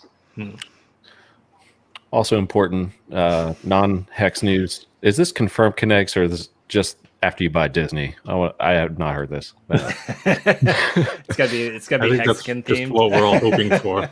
Yes, like with the pink lightsabers for the Hex colors, and purple for PulseChain. Get that tequila sunrise looking starburst or lightsaber going. Exactly. Yeah. Some serious Jedi shit. What happens when T-share value turns out more valuable on PulseHex, but eHex T-share value is less and you want to buy in? If you're staking long-term, you want the best value for your Hex. Yeah. Yeah. I mean, Cheaper there's so many T-shares is levels always of nice. that, like cheaper T-shares, which one's going to have the higher Future or lower price appreciation, APY. adoption. Yeah. There's so much. I mean, like the speculation is just like, and everybody can have opinions on it. I'm not saying that anyone's right. But like, there's a lot of gray area in all of this. I mean, for everyone to play their games. I mean, I think they'll both do very well. There's a lot of economic mass in both, and they both do the same thing. They print you more money. Bitfinesse, should we be making videos encouraging Bitstamp? Yes. Conface. Bonance. And other exchanges the list offer Pulse token when the Pulse blockchain emerges. Seems useful to bring new blood into Pulse ecosystem. I don't see. I think that I don't see why not. I'm not opposed to it. All right, maybe not right now. Let's finish our Coinbase campaign. I might draw the line on Bonance. Not a fan. Yeah, I just think that that's a tough one to stomach. Yeah, I might have to just take a step out of that one. It was funny, right? Because they manually have Hex locked in on page 3 at 201. Because if you just go and look at it, it's just so simple to use, right? Like I made a little quick graphic on it where they have us at 8 billion market cap, so they don't even have our market cap correct. But the number 200 coin Aeon or whatever is sitting at like 350 million market cap. Like they've literally left Hex manually locked in on page 3 since conception at 201. Like I can't let that shit slide. I don't want their name mentioned in any of my shit unless it's just pure just shit talking. Even then, I still won't mention them. They can figure it out. Coin market crap, Bonance, whatever. Oh yeah. Day 43. I think the OA's behavior will be different on the 2 chains. Now that's a fun topic too. That's a good question. I haven't thought about that. I've thought a lot about that one. Yeah. I think it depends on it can be user identical. behavior on both of them. But if they're reasonably similar enough, I don't think the OA's behavior will be that much different. Yeah, because the entire system stays copied over identically. So I mean, it could literally just mimic itself completely on both sides. Especially if both hexes reach parity quicker than what we assume, if there is a bridge between the two. So you could see the exact opposite of that. Just depends. I want to specify between the origin address and the benevolent whales, because I don't believe. Get it? Yeah. Would you like to say something, Yashdeep? They stand at the light and they just rev their engine. That's stupid. I think that the gonna be origin you someday. address will not be the one to make moves. I think that if somebody was going to make moves on the sacrifice phase, it would be the benevolent whale addresses. That, well, Gunther did do his, cast a wide enough net to add them to the OA stash. They are, like, in the legalese court of law, those are different entities, and I think that they have more freedom to do what they want with their bags than the origin address does. Interesting theory. I didn't hear a word you said because I was distracted by the cars. I was saying that I think that the origin, there's a big difference between the origin address and the benevolent whales that was matching the adoption amplifier price. That, like, the origin has 50%, those whales have 37%, and like those whales have a little bit less tie. Like the origin address selling is, there's some FUD there, and like I don't think it will, or for either a sacrifice, that sell, whatever. But I do think that those whale addresses, the benevolent ones, that like you can kind of tie to the origin address based on their activity, but you can't. Again, they got their coins from exchange, or they bought them through the adoption amplifier. So like it's not exactly like the origin address doing that. I think they would be much more likely to invest in the sacrifice phase than the origin address. Yeah. And speaking of whales, anyone, not our whales, but God whales, one of the wallets connected to the God whale picked up a couple mil at the highs this afternoon. Get it, boy. Yeah, that means we're going higher. I mean, if confident, unless he's just a bad trader and makes stupid maneuvers, but it's so far. I don't think so. Well, Kurk does have a point there, because when we were hitting a penny for the first time or the second time, he bought like right at a penny, and then we know what happened. I mean, I think he's doing pretty well right now. No. I'm saying immediately. No, but we went down. We went down after that. That's true. That's true. I mean, I think I was talking about the trading. Has that wallet sold? No, I'm not. I'm talking short-term trading. We're talking. Everybody's excited for the hearing. Now, are you talking about? I think he's doing pretty good. Are we talking about, like, do you remember like the New Year's Eve pump where we went to 2 cents? No, that wasn't even it. It was long before that. Okay, long before that. Yeah, See, that was like the first or second time we got to a penny. Yeah, and then it's all about perspective and where we're actually going, right? If you just don't sell, you're going to do very well. But the moment you sell, that's where it all goes astray. Just got to hold diamond hands. Yeah, I think this is the last question I copied successfully. Or maybe we already answered. Will the OA swap ETH for HEX, pushing the price up? Well, man, we don't know. Ask the OA. Ask the OA. Good luck with that. www.oa.com. Something. I don't know. All right. So we have still plenty to get to. We got a little topic list Yashdeep has put together. You'd like to comment on as well. This is kind of past the point in the show where we do easy trivia. Chat, I'll leave it to you if you guys want to do it. Yeah, I actually have a full disclosure, a pre-rug pull that I will be. I have some friends that surprised me here in Puerto Rico like a day ago with a surprise visit. So I will be rug pulling everybody here very shortly to make a dinner plan. So, well, we will miss you. Full disclosure. I know. I'll miss you guys too. I told them, I was like, I got business to attend to, very important business. So glad. Well, you already started off with a bottle of wine, so you're doing good. Yes, it's gonna be a good time tonight. Oh yes. All right. Always is with me. Shit. Yeah, you know, kinetics. You know how I roll. I hit Willie Irons hot. That's how I roll. All right. But so Yash, let us. I'd love to comment a little bit before I go. Yes. How would you like me to do it, Yashdeep? Would you want me to post them in the YouTube chat, or you just want to bring them up and we'll talk about them at your leisure? Muted. Cars. Dragsters. Okay. I'll just run through a lot of it because we've covered a lot of these topics already. So I'll just talk about some of the things that we haven't. One of the things I've noticed is in the past, all the major exchanges, they've honored forks, Ethereum Classic and Ethereum, all of the Bitcoin forks. And so there should be no reason why they don't honor Pulse. But, just through our history with HEX, we know that we've been gate kept. And so there's a likelihood that, we could still continue to be gate kept. Although now that Coinbase is a publicly traded company, maybe hopefully there's, more incentives for them to stop doing that.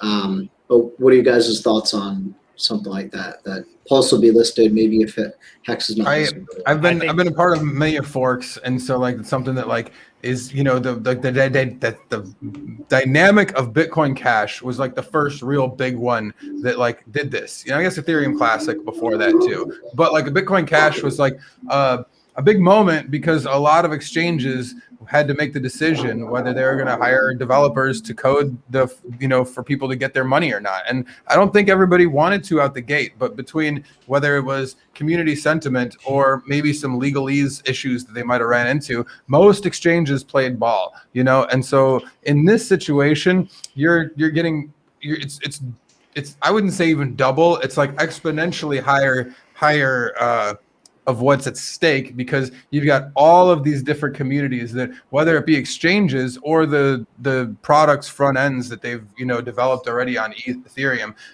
it's not going to be very much for them to offer these free tokens to all of their users that that may or may not have value. So there should be a good outcry across the board for people to get their, even if it's 5% of their stack, on Pulse. So I would be surprised all around if we get no traction on any exchanges and nobody pays out their it's their not the PRC same coins. narrative anymore, right? When you see Richard switch it up and he literally said it's not the same thing, right? I think he's willing to play ball. He's already in talks with multiple people.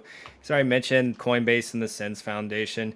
It's free money for a lot of these exchanges to pick it up. You've seen the hype. You've seen what the HEX price chart has done. We've gotten out of that narrative. I would be very, very surprised if it doesn't get picked up on many exchanges. It's just it's a different ball game. He's making sure to separate it from HEX. There is no benefits to HEX opposed to other ERC20s. It's going to be the world's largest airdrop. There's no sense this does not get picked up on exchange. I think to even consider the idea that this doesn't get picked up on exchanges is unrealistic in my eyes. I think that more when we did the Coinbase outreach, I think that what's going to be important is doing outreach to many different communities that have boned use cases right now. Whether it be NFTs or blockchain games or things that are on Ethereum right now, that we can be we have an answer for you. Your product literally works here with a change of the RPC port. Come, please play. Yep, simple. Yep. Yeah, cool. And then let's see. Okay. So I think something that's going to help keep the price up is that if there's a bridge between ETH and Pulse, you still have to pay the fees on the ETH side, right? And those fees will still probably be quite high.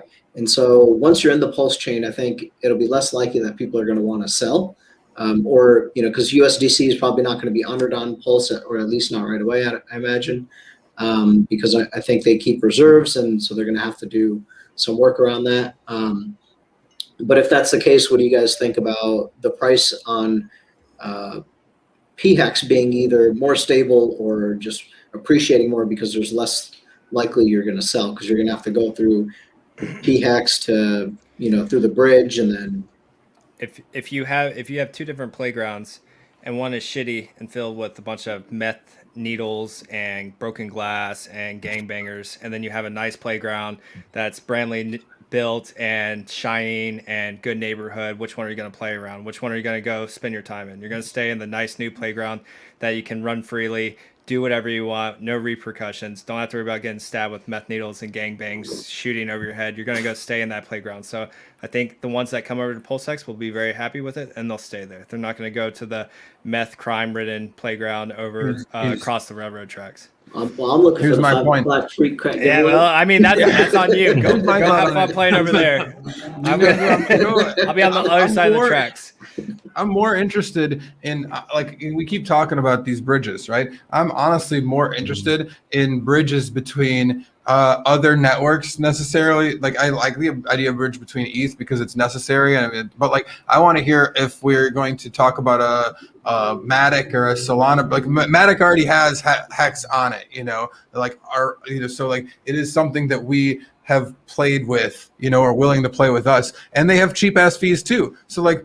And they have on ramps, so like why not have a bridge there too? Why not have a Solana bridge? Why not have a Polkadot bridge? Why not have a fucking bridge to everybody else? Like You so do like all of them. I mean it doesn't it doesn't have to be just Polkadot, or I mean it doesn't have to be just Ethereum. I mean it could be all of those. And I would honestly like to focus on the ones that are already playing games like nice with fees now today. Those would be better. Because then you can onboard from fiat through them if we don't have a fiat on ramp on day one.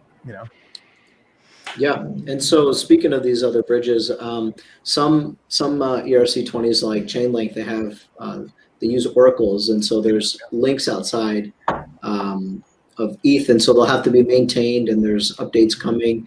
If they update to Chainlink, then they're gonna have to push the update to Pulse. What are you guys' thoughts on that? They won't serve any use case unless they get adopted. If they actually come over and develop to actually make it function over on the Pulse network, it's just adoption. Do they see enough economic mass and value to come over and adopt it? If not, then Chainlink essentially won't be able to exist on Pulse network, and we'll lose out on that community. But if enough of their community is interested in their thousands and thousands of free dollars over there, and they put enough of a demand out there for Chainlink to come out and do something about it, then we might see something else take place. We don't know until we start seeing what happens as far as adoption goes and which communities decide they want to come play and which ones don't. Oh, I love that. I love that, man. That's exactly right. It's which ones will come and which ones. I mean, we have to wait and see. And I think it's going to come down to some outreach too. I think that doing Coinbase-y kind of things, or showing some bridging, social bridging will be great for us. I got to run, pull, guys. Thank you so much for the time. Have a go. I love you. Later, I'm sorry. Thank you, Josh. Thank you for coming on, Randy. Thank you to everybody. I appreciate the good time. This has been lovely. I'll see y'all next week. Later. Take care, man. And that's another thing that endears people to like a brand or to a token, right? When they're able to give their community, their audience more money. So if they have their identical bags of Chainlink and they're avid Chainlink users, and they're able to give them another bag of their Chainlink over on Pulse, why wouldn't Chainlink be incentivized to come over and actually network and do that? That just further endears those people to the brand of Chainlink and that cryptocurrency. So there's a lot of incentives for their adoption to take place. It's just, is that outreach and is that demand actually going to be there? And it might not. We'll just have to find out.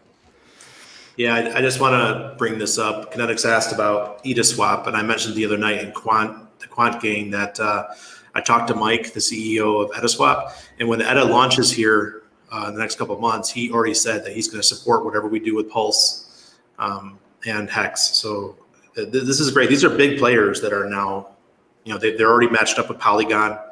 So BSC, all the good pieces that we're going to need are already coming, and they're already taking notice. So I'm not too worried about all the cross-chain stuff. Yep. Agreed. So that was we've touched on everything else out of the list. So the only other thing maybe is so we're speculating on the sacrifice period, and with HEX we have staking, so it disincentivizes you to end your stake and lose a bunch of money.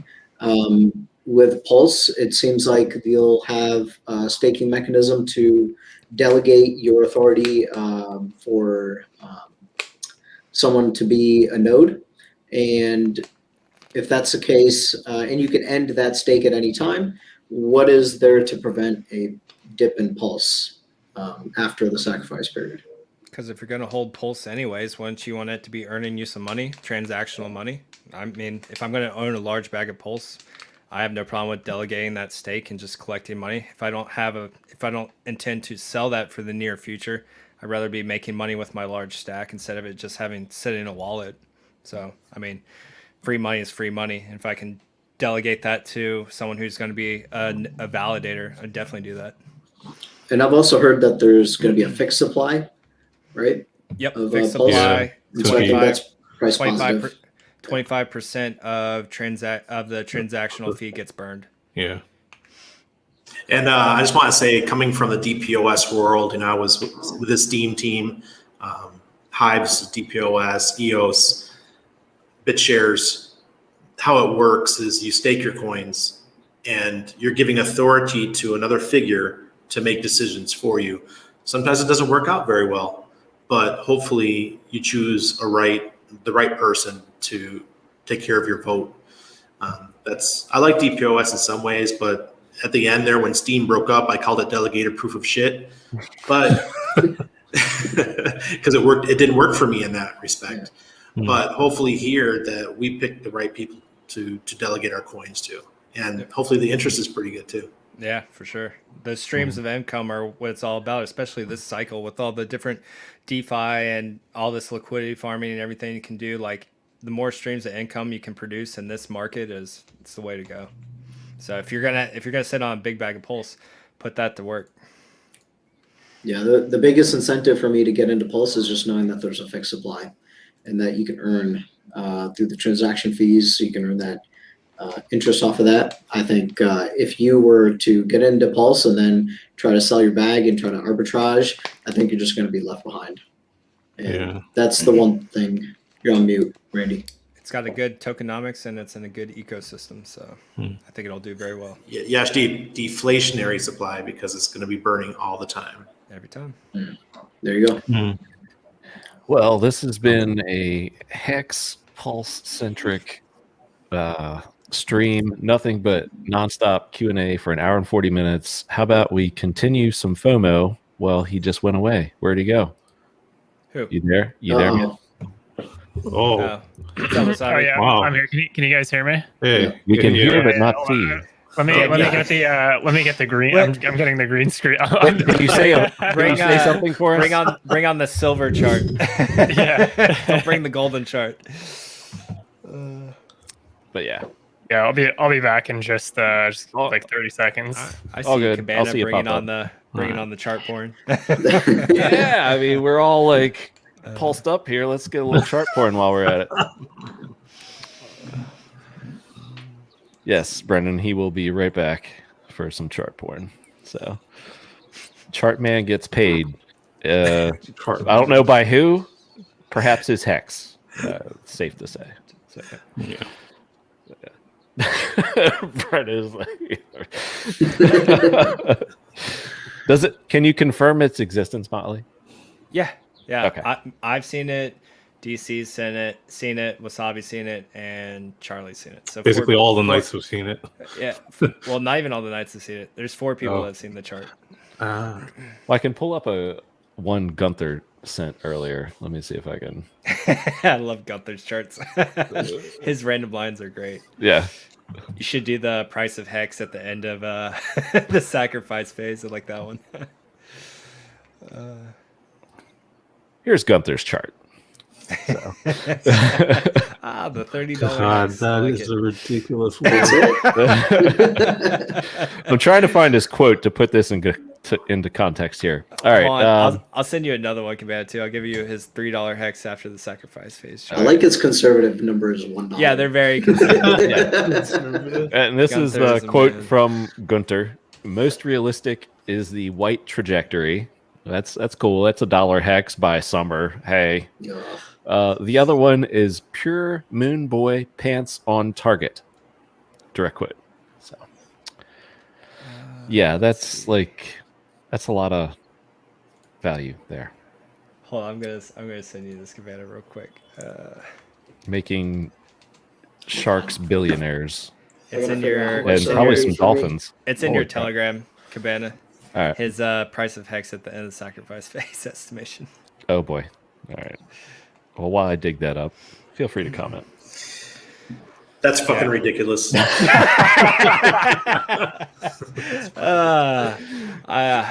like that one time I don't mind being wrong though. Bring it on. Dang, that's a ridiculous chart. Yes, it is. Yeah, if you guys don't know yet, Gunther has one of the best OA audits that's been done to date, and then on top of that, he is one hell of a moon boy. He is love it. quite Yeah, the that's moon for boy, sure. and he is not shy about it No, definitely not. at all.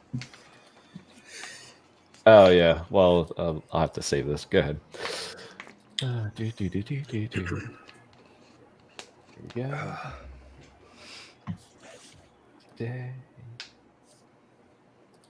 I think if we get a buck, my wife can choose whatever kind of shoes she wants. That'd be nice. She'd probably come around to Hex a little bit more after that. Like, whatever shoes you want, babe. Knock yourself out. She can start her own line of shoes. Yeah, well, she'll be hanging out in the Louis Vuitton store to match. Oh, to match the vest. Yeah. All right. So Motley, what am I looking at here? Did I send it to you? You did. I'm just prepare the audience for this because it's basic.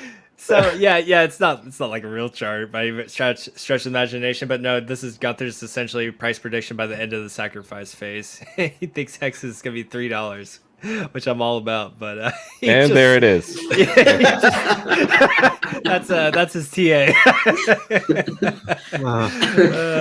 So yeah, 85. that was after Richard released the Twitter, so like 7 days until the sacrifice phase. So he just threw like 7 days out to $3. It was very popular on Twitter. Everyone loved it. 8,500% in 37 days. Why not? That's let's go. I'm about it. If we're gonna get to $30, might as Perfectly well. doable. Freddie quotes, thank you, brother. You have all the love from us as well. We are a select or a different breed here, so we appreciate those who appreciate our usual diversity. This has pretty much just been straight Hex Pulse all of the time for like 2 hours. Highlight Brandon's comment real quick. This last one he just put. When you make Brennan look bullish, you're definitely a moon boy. You're definitely a moon boy if you make Brennan look bullish. Oh man, yeah. None of this is financial advice. So the artillery can. And hurting kinetics. So yeah. Oh yeah, kinetics. I see on the RG3 Twitters. Can you give us some breaking news tonight at 10 p.m. Eastern? Richard Hart Pulse announcement. Oh wait, no, never mind. I just saw the question mark. Are they clickbaiting us? Yeah, y'all are teasing. Y'all are teasing. Clickbait. It works though. Oh yeah. Jeez. So much pink. Hey. Wasabi. Wasabi. How's it going, guys? What's going on? It's good, yeah. It's been like nonstop for like an hour and 45 minutes and have held like all of our viewers, and I think they want some chart porn. Might you have any chart porn to share with us? Yeah, we A can golden chart. have some chart porn The minus silver chart? the golden chart. Maybe not even start them off with the silver. Maybe bronze, probably enough. Walk us up. Yeah. Just a little tease to start before we pulse. It's all good. You guys probably want to start getting ready because getting the chart ready here. So hold on, let me sink down my chair a little bit. All right, okay, go ahead. All right, I'm ready for the pulses. Yeah. Before we begin, I have a question for Wasabi. Sure. What phase are we in? Expand.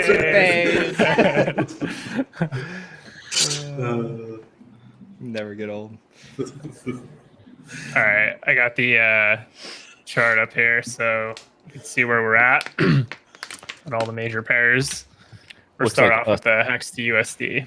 Looks like you got the stream right now. Oh yeah, I have a bunch of tabs open. Flip over. There you go. You're good. We haven't speculated on when the sacrifice period's going to start. Saturday. Oh, I'm sure we can do that as well. Yeah, I bet Richard Hart goes live tonight. Starts Saturday. yeah. So No, it's it might be next week. We'll see. I cleared my weekend just in case. So Yeah, definitely. yeah. I would say the timing of the movements is it's obviously really well aligned with a lot of the exciting news around PulseChain. So I think I still think there's more to come in the weeks ahead. So we're at this point, I think it's very clear on the charts that we're going through another one of these major moves again. And this is kind of one of those opportunities where if you packed your bags, then you just have to do nothing. You just let the market take care of you and ascend to much higher price levels.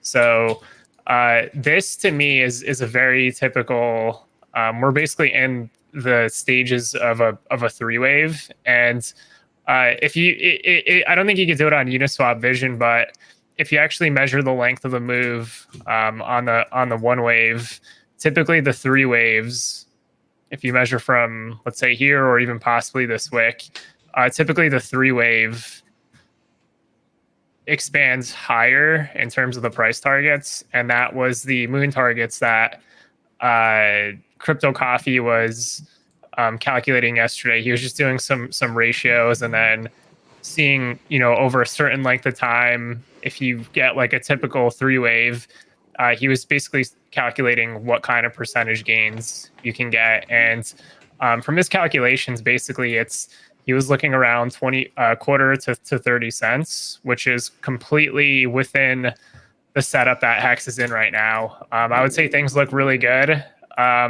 Hopefully you bought during this opportunity window here, because these movements up they're really fast. And I think there's already posts on Twitter surprise just where HEX is at on the rankings now. Like if you go to Nomics, it's sitting comfortably at number 10 at a 34 billion market cap, and that's only at its current price level of 6 cents. So if you consider basically those 25 to 30 cent targets, you can basically multiply even this market cap here by 4x to kind of correspond with that, to give yourself an idea of where it could potentially land.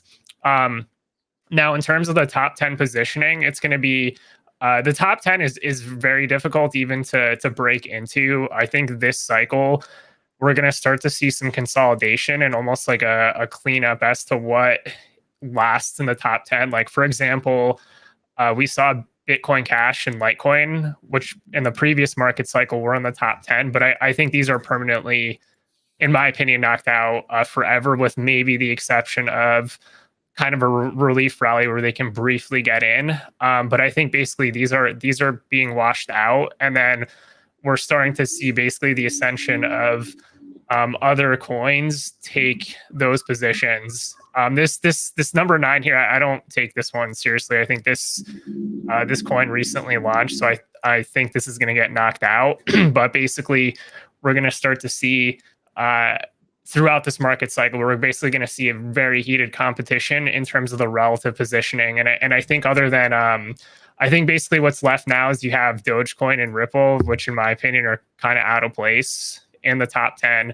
It's going to be really interesting to see how things position themselves, and the price targets, even from the three wave, basically potentially put HEX in a very good position in terms of where it can land in the top 10. And so far we're seeing those explosive movements play out on the price chart. So that's the HEX to USD pair. If we actually look at the HEX to Bitcoin pair, HEX actually made a higher high versus Bitcoin, and it closed on the daily chart. So it actually closed above its historical high before the big payday.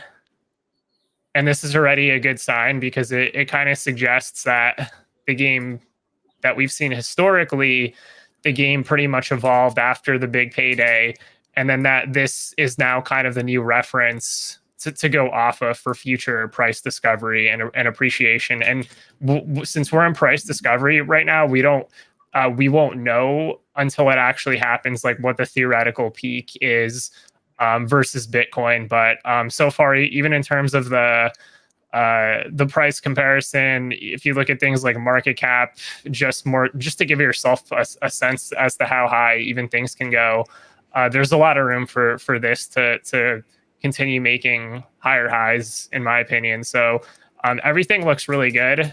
And the last remaining pair is the HEX to ETH pair, which this one's going to be a little bit harder because Ethereum is making also very big moves versus Bitcoin.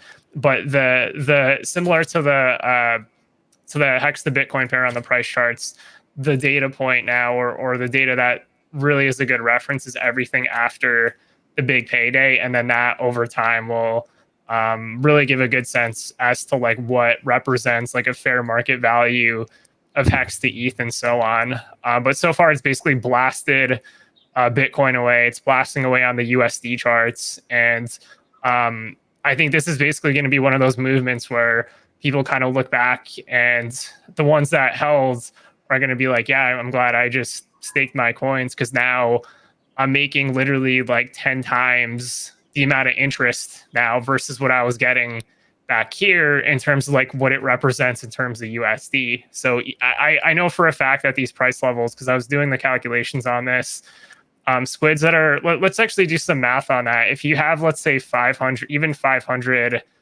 so that's like right at the middle of the squid level. So if you have 500 T shares, and then you have a daily payout, I think it's around 5.8. I think it actually went up recently, but if you're making 5.8 HEX per T share on average per year, you're basically looking at something around. You're actually looking around 1 million HEX per year, and then if you multiply that by what the next theoretical bear market bottom price is going to be, it's going to be higher than what salaries pay employees for even jobs. Like I'm being serious when I say that. It's already Motley's laughing, but it's coming. Like it's already here. It's already here. Yeah, I was about to say some Hexicans are already there for sure. So it puts that in perspective. And yeah, if you go higher up the ladder for for dolphins, just take whatever that value is and multiply it by 10 for a low end dolphin, and then multiply it by 10 for a mid tier dolphin, and then multiply it by and then basically keep doing the multiples to give yourself an idea of how high each band's in the staking Different class is getting paid out. So it gets to a level where the amount of wealth is absolutely insane, but that's kind of the whole brilliance of it. Is it's instead of using energy as an input to secure, let's say, a network, you're defending the price chart with your economic mass. And so far we've seen, historically, you look back on the price charts and there was a huge washout of what were previously considered whales in the system with bags of 200 to 300 million HEX that now can only buy like 2 to 3% of the bags they once had. So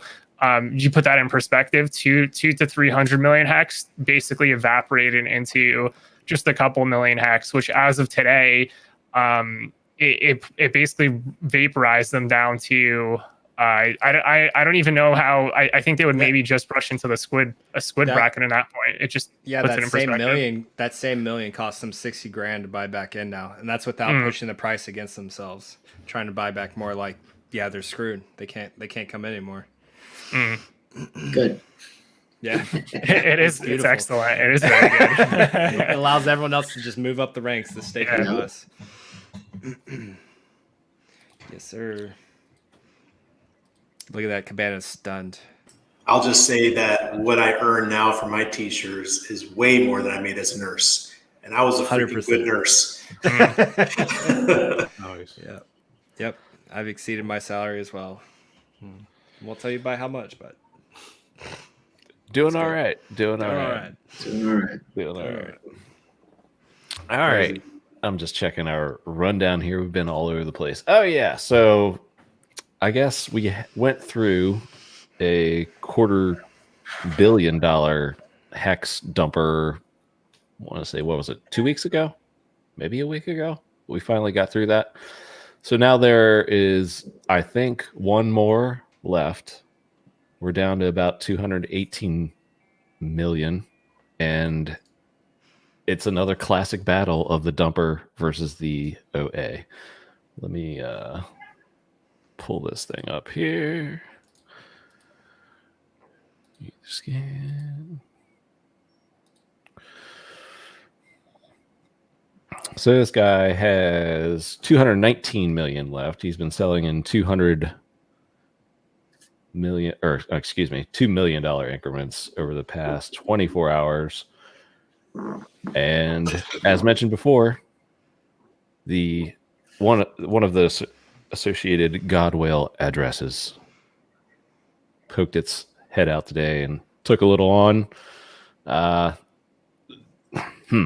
This is what is exciting to me is if we get, and this is just personal speculation, if we get a sacrifice announcement sooner than later, I think this can churn through rather quickly. If we're out a week, then I think it's just going to be kind of like a ceiling here at 6.5, because this guy typically sells right around when we get the 6.5 cents. So just, I don't know if anybody else out there has been tracking this one, but something I've noticed and something I keep an eye on. But again, I think the sooner that we get a sacrifice chamber TM Motley announcement, the faster we can churn through this. Thank you. Okay. I mean, honestly, like I don't care about dumpers anymore. I don't care about these wallets with a couple 100 million. Like to me, they're irrelevant. Like at this point, if they're content with selling out at this point, then they're just content to get out of the system completely. And at that point, like Wasabi was showing you with the charts, like they'll never be able to come back in, and they might come in speculatively and try to trade later on, but they're just gone. And like I'd rather them go ahead and get out. And with the kind of action that we've seen lately with the price, like it just instantly gets bought up. Like I know I continue to buy. I know everyone else continues to buy, and like the amount of bullishness with the new amount of people coming across HEX, coming into HEX that are more interested in HEX now with PulseChain and just how everything's designed. Like these bags honestly don't mean anything to me. They're the speculation or any of that stuff is just not even entertaining to me. Like, temporary roadblock. Yeah, Well, it's not even a roadblock. Let me say something that happened last week when ETH was pushing 4,000. There was a bunch of people saying, "Oh, there's a huge sell order on Binance. It's going to slow it down for a couple days." Man, motherfuckers, it lasted hours. And it flew right through. It just flew right through. Yeah. I think I saw a graphic when Bitcoin was at one of its resistances, and like you're saying, Randy, the same thing. Just it got eaten away rather quickly and wasted. Wasabi, I just wanted to ask you, is like 6.5 cents does that have any technical significance, or like not really. I would say it might have some kind of technical significance if you're looking at Fibonacci levels, which I didn't look too much at the Fibonacci levels. And there's traders that come into the market and trade based purely off Fibonacci levels, but in reality, none of that stuff really means anything, because the market just ends up finding a way to do things a little bit differently or kind of unexpected. So it kind of goes to the whole thing. Like you during these big moves up, you're gonna have basically buyers come in, you're gonna have sellers, and then one of the two sides is you're gonna have one side that dominates, that pushes the prices up higher. So even that wallet that's selling, I think they're just kind of arbitrarily selling into like the moves that we've seen recently. But in the grand scheme of things, like their exit right now is relatively low compared to like how high you can see HEX go during later impulse waves, like even during this current wave that it's in now, and then so on, because we still have plenty of time in this bull market. I mean, historically, if you let's say believe that the bull market goes until the end of this year, that's still you basically have many months to go until December, and then the cycle could even go past that. Like we could actually be looking at the cycle going into 2022 and have a longer cycle for ecosystems that are outside of just Bitcoin. So I think overall time is kind of on the side of holders and just anybody that's like in the market today. I think a lot of it just comes down to whether they're still holding coins when the move that actually matters actually happens. And even the move it's had on the price charts, like that's a very substantial move for a lot of stakers when you look at Staker app. I mean, you look at how many X's your staker app did since big payday, and it's like what, like a 30x since just big payday or somewhere around there if you count in all the interest that you gain. So Yeah, like that's 0.2 of a penny or something. Yeah, that's a lot. That's a lot of money. And in fact, it's, if you compare the amount of X's that did since getting paid out the interest, it's more X's than what the total 2 market cap, which is an aggregation of Ethereum and all the altcoins in the space. It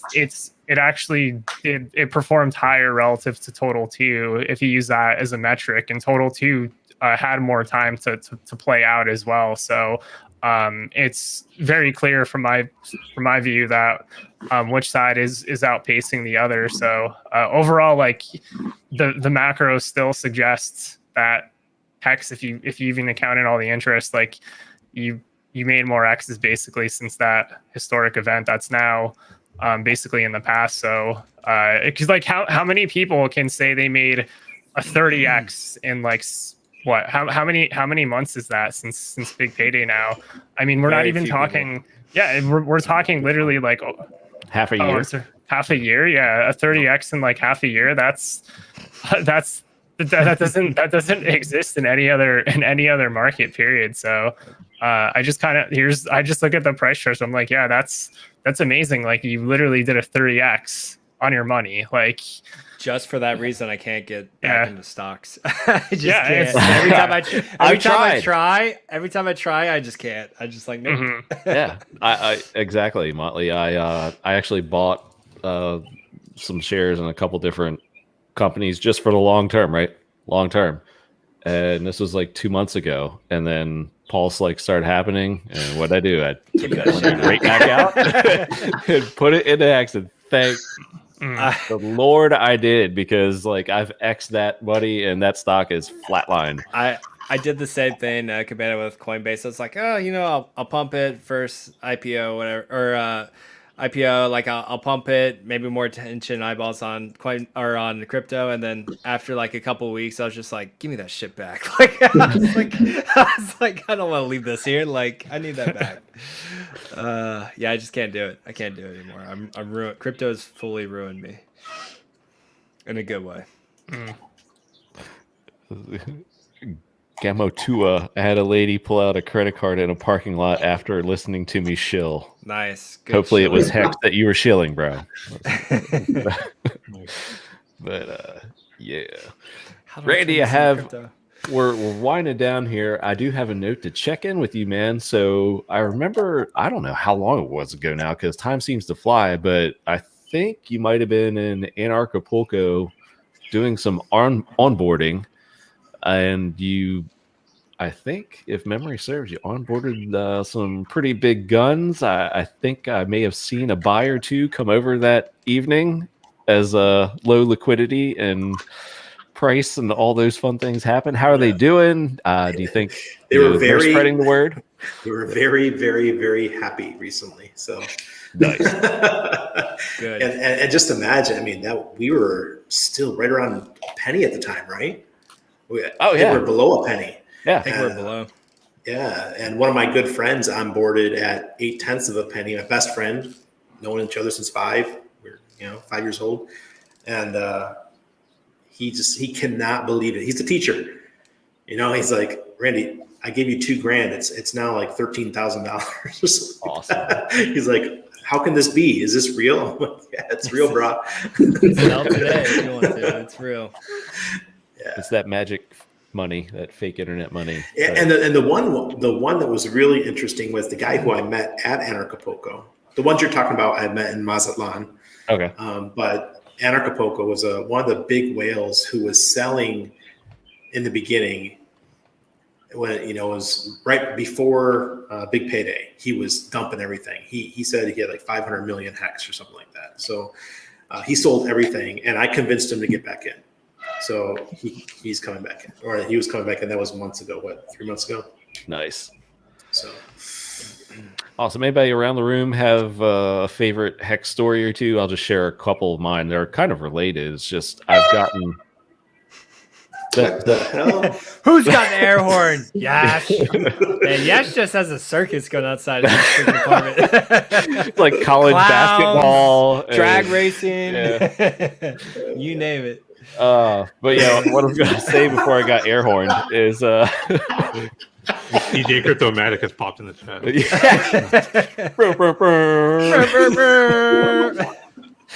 DJ Cryptomatic air horn. Shit. Now, okay. So this is turned into a mess real quick. Oh, okay. So favorite onboarding story is just I got a couple calls, or not even calls, texts. See, I don't even know what I'm calling them now. Got a couple texts in the past like 2 weeks saying, "Bro, thank you for getting me into HEX." And I told some of these guys like months ago, and I just figured they forgot about it. And one guy was like last summer, and it's just cool to like see my phone light up and be like, "Oh yeah, just wanted to let you know, just wanted to say thanks. I did end up getting into HEX." I'm like, "Holy crap, man!" So if you got in like, at like half a penny or something like that, you are doing fine.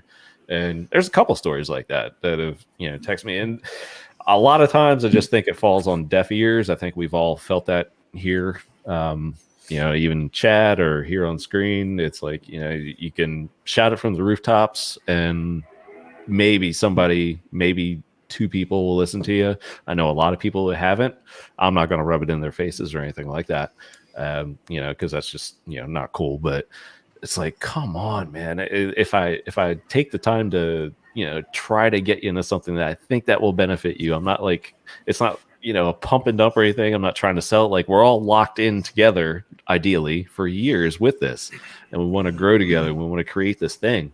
Yeah, that's what it's about. Anybody have any other cool onboarding success stories? Heck yeah. A couple of my Navy buddies, I've had them on stream with me a couple times and probably have them on future more often. But I got them on, and we've started our own little chat. It's just fun, right? Because I forgot someone tweeted about this, but I mean, it's a pretty popular saying. It's not fun to just get rich by yourself, right? It's fun to bring the people you love and the friends along with you. So like, the three of us, just like, we turn into the biggest moon boys and just fangirls. Like, yo, did you see the price this morning? You wake up and it's gone up another cent. It's a really good feeling when you get to bring other people that you care about and that you're friends with along with you for the ride, because you guys get to share that as well, because it's breaking the chains. It's breaking that financial rat race that we've been going through most of our lives. So you don't have to punch that clock 9 to 5 anymore. And you can start looking at stuff you want to do, which is spend time with your loved ones, go see the world, go do what you enjoy. And it just comes with that financial freedom of not having to worry about money anymore. I know a lot of Hexicans are planning to take a year or two off and just go do what they want to do and just relax. It's cool. It's fun to bring those people that you onboard along. Yeah, I got a same story where, like, I have a group of friends. I started a group chat with them, and in the beginning I kind of had to bully them into getting some HEX. And now they're just super thankful for it. And, and they're always like, they hype me up because they send me texts like, "Yo, did you see the price?" So it's the same thing. But what the one text that I got recently was right when I moved from California, I had an engineer friend. He's like in his 50s. He's got 2 daughters that are going to college. Well, one's in college and one's on her way to college. And started talking to him about HEX. And he's like, "Okay, well, I'm going to set something up for me and my wife, and then I want to set something up for my daughters so that they don't have to pay for tuition, or like they can pay it off easily when their stakes come out." And he sent me a text the other day saying, like, we broke, the 100,000 or a 6-figure mark. And, he's like, "Thanks to you, like, because you were there to tell me about it." And that was just a cool feeling that I was able to help him, his family, because, he's been working, grinding away his whole life. And now he's got a very good safety net and growing. That's awesome. Yeah, it feels good. Yeah. It was funny before Franklin St. Hex, he moved out to Florida, or I think he stopped in Puerto Rico, but he's going back to Florida. And so I met up with him in person because he's not too far away from me. And he was doing like a go away lunch with a bunch of his friends. So like I met up with him, got to meet his friends. It was funny. He told me beforehand, he's like, they're kind of into crypto, but they're not like as heavy as we are. And it's like, oh, okay. And boy, we got there and like I started unloading about like everything on Hex. Like we were all by the end of it just talking everything crypto. Just it was so much fun. And like I'm in the group with them now, and like they're all losing their minds over Hex, and it's just fun. It's just really it's something else when you get to bring someone else and just change someone else's life just by introducing something as simple as a cryptocurrency to them. It's pretty amazing. Friends of my friends are now like, so like they're onboarders. The network effect is growing. So it's like really cool to see that. Like they kind of just like, hey, I got a buddy, he's doing this. What was this website that he did? I'm like, oh, Hex.vision. They're like, okay, cool. And then they run with it. And it's just like, that's freaking amazing. Yeah, I did a stream with the two guys I was just telling you about that I onboarded, and I essentially had them. I had another one of my buddies come on, and I had them essentially walk the new guy through onboarding process and answering his questions, and I just kind of stepped back and let them do it. And then if they started to struggle, then I would hop in, help them, and then just continue the onboarding process on the stream. So that was a fun one. Yeah, and Limon Ortega has a very good point, because I think we've all lived through this, and I'm still living through this because I've talked crypto, like you're saying, Motley, with other people, non-Hexicans, and they're telling me, oh man, I just got into Doge. And I'm like, man, like, come on. And these are people that I've told about Hex long before Doge, and I'm just like, that's what you went with. That's also a backer to the point of what Johnny Chaos is doing with this Coinbase or Coinbase campaign. Is, they know this because they hear it through Twitter, social. It's on an exchange that they know. It's on a Binance or Bonance or Coinbase or whatever, and they're familiar with it. It's the familiarity, name recognition, and Hex doesn't really access too. Yeah, ease of access, and that is a definite plus to getting Hex on a bigger exchange. Not even that. We didn't really touch it on this stream, but once Staker app integrates PulseChain and is able to get those Gnosis safes at pennies on the dollar, and you're actually able to access a wallet automatically when you download the app, that's when the game changes. That's a whole new Pulsamiddle coming down the road when Staker can onboard people automatically, because I can't tell you how many times, like Kareem's got his whole thing where he sets up and buys their own wallets, but if you don't sit there and walk each one of your onboarders through, buy their wallet, fill out the form, all this stuff, you just lose them. You lose them because there's too long of a wait period, or you have to submit a Google form, and then they still need Ethereum, which a lot of no coiners don't have Ethereum, and then they have to copy their transaction ID, and it's a bunch of steps that's just not conducive for onboarding. So that last little piece that Staker app is missing to be great is coming soon as well. And a lot of people, it's kind of getting overshadowed with all this new information with PulseChain and everything. But that's the final key that just gets Hex going in full gear with mass adoption in the no coiner space. Yeah, I mean, that's going to be like the good old days of buying the January bottom in Hex and paying 2 pennies, to do your transactions. Yeah. I used to wait until it dropped down to a penny or something. I was paying 7 cents. I was so mad back in the day when it went up to a nickel. I was like, a nickel? Like a nickel? Like, I was like, what is this? I was just like, I don't want to pay a nickel. Like, I'll wait until it goes down. Like, that's how, and I laugh because it's true. Yeah, it's and this goes back to like the thing with Hex Line saying that like the Ethereum Hex isn't going to be successful. I'm telling you, when we get back to a bear market or Ethereum 2.0 comes out, and it gets back to those points, because inevitably it will, one way or the other. Ethereum gets its shit together, or we go into a bear market. You go right back to those days as well. And guess what? If Ethereum Hex is a lot cheaper, I guarantee you there's going to be a mass rush on snagging up a bunch of Ethereum Hex. So yeah, I think Funding Jim made a great point. I think it might have been on Sparbook's latest stream. I guess it was like this past Monday, about someone will find value in that. Like if you see a certain price point, a piece of like a rock of gold, and it is like 100 feet down in a ravine, and it might take you hours and hours and hours to get there. You're still gonna someone will find enough value to take that. I'll start climbing down there. Right, and there can be snakes and all sorts of stuff. Someone will find value in that, and I do think I said I think ETH will sell off, but I think it's going to come back because people will. It's code. It's mathematical code. You can't mess with it. It's a money printer. It's a money printer. You got to throw a money printer away? No, sir. No, sir. Play both. If anything, the stake lengths are just going to get longer and longer on Ethereum HEX, and they're just going to generate that much more wealth for you in the long run. And then if people forget about Ethereum HEX and the stakes bleed out, then you're earning more. The share price might even ratchet up, and if the good accounting functions run on them. I mean, if the price of the fees drop, then it might be worthwhile for me to end those large stakes. Yeah, if it's large enough. Yeah. To remove those T-shares. Too many printers. All I know is I'm playing both. 100% agree. Yeah. And I'm not playing with any of it. I'm playing.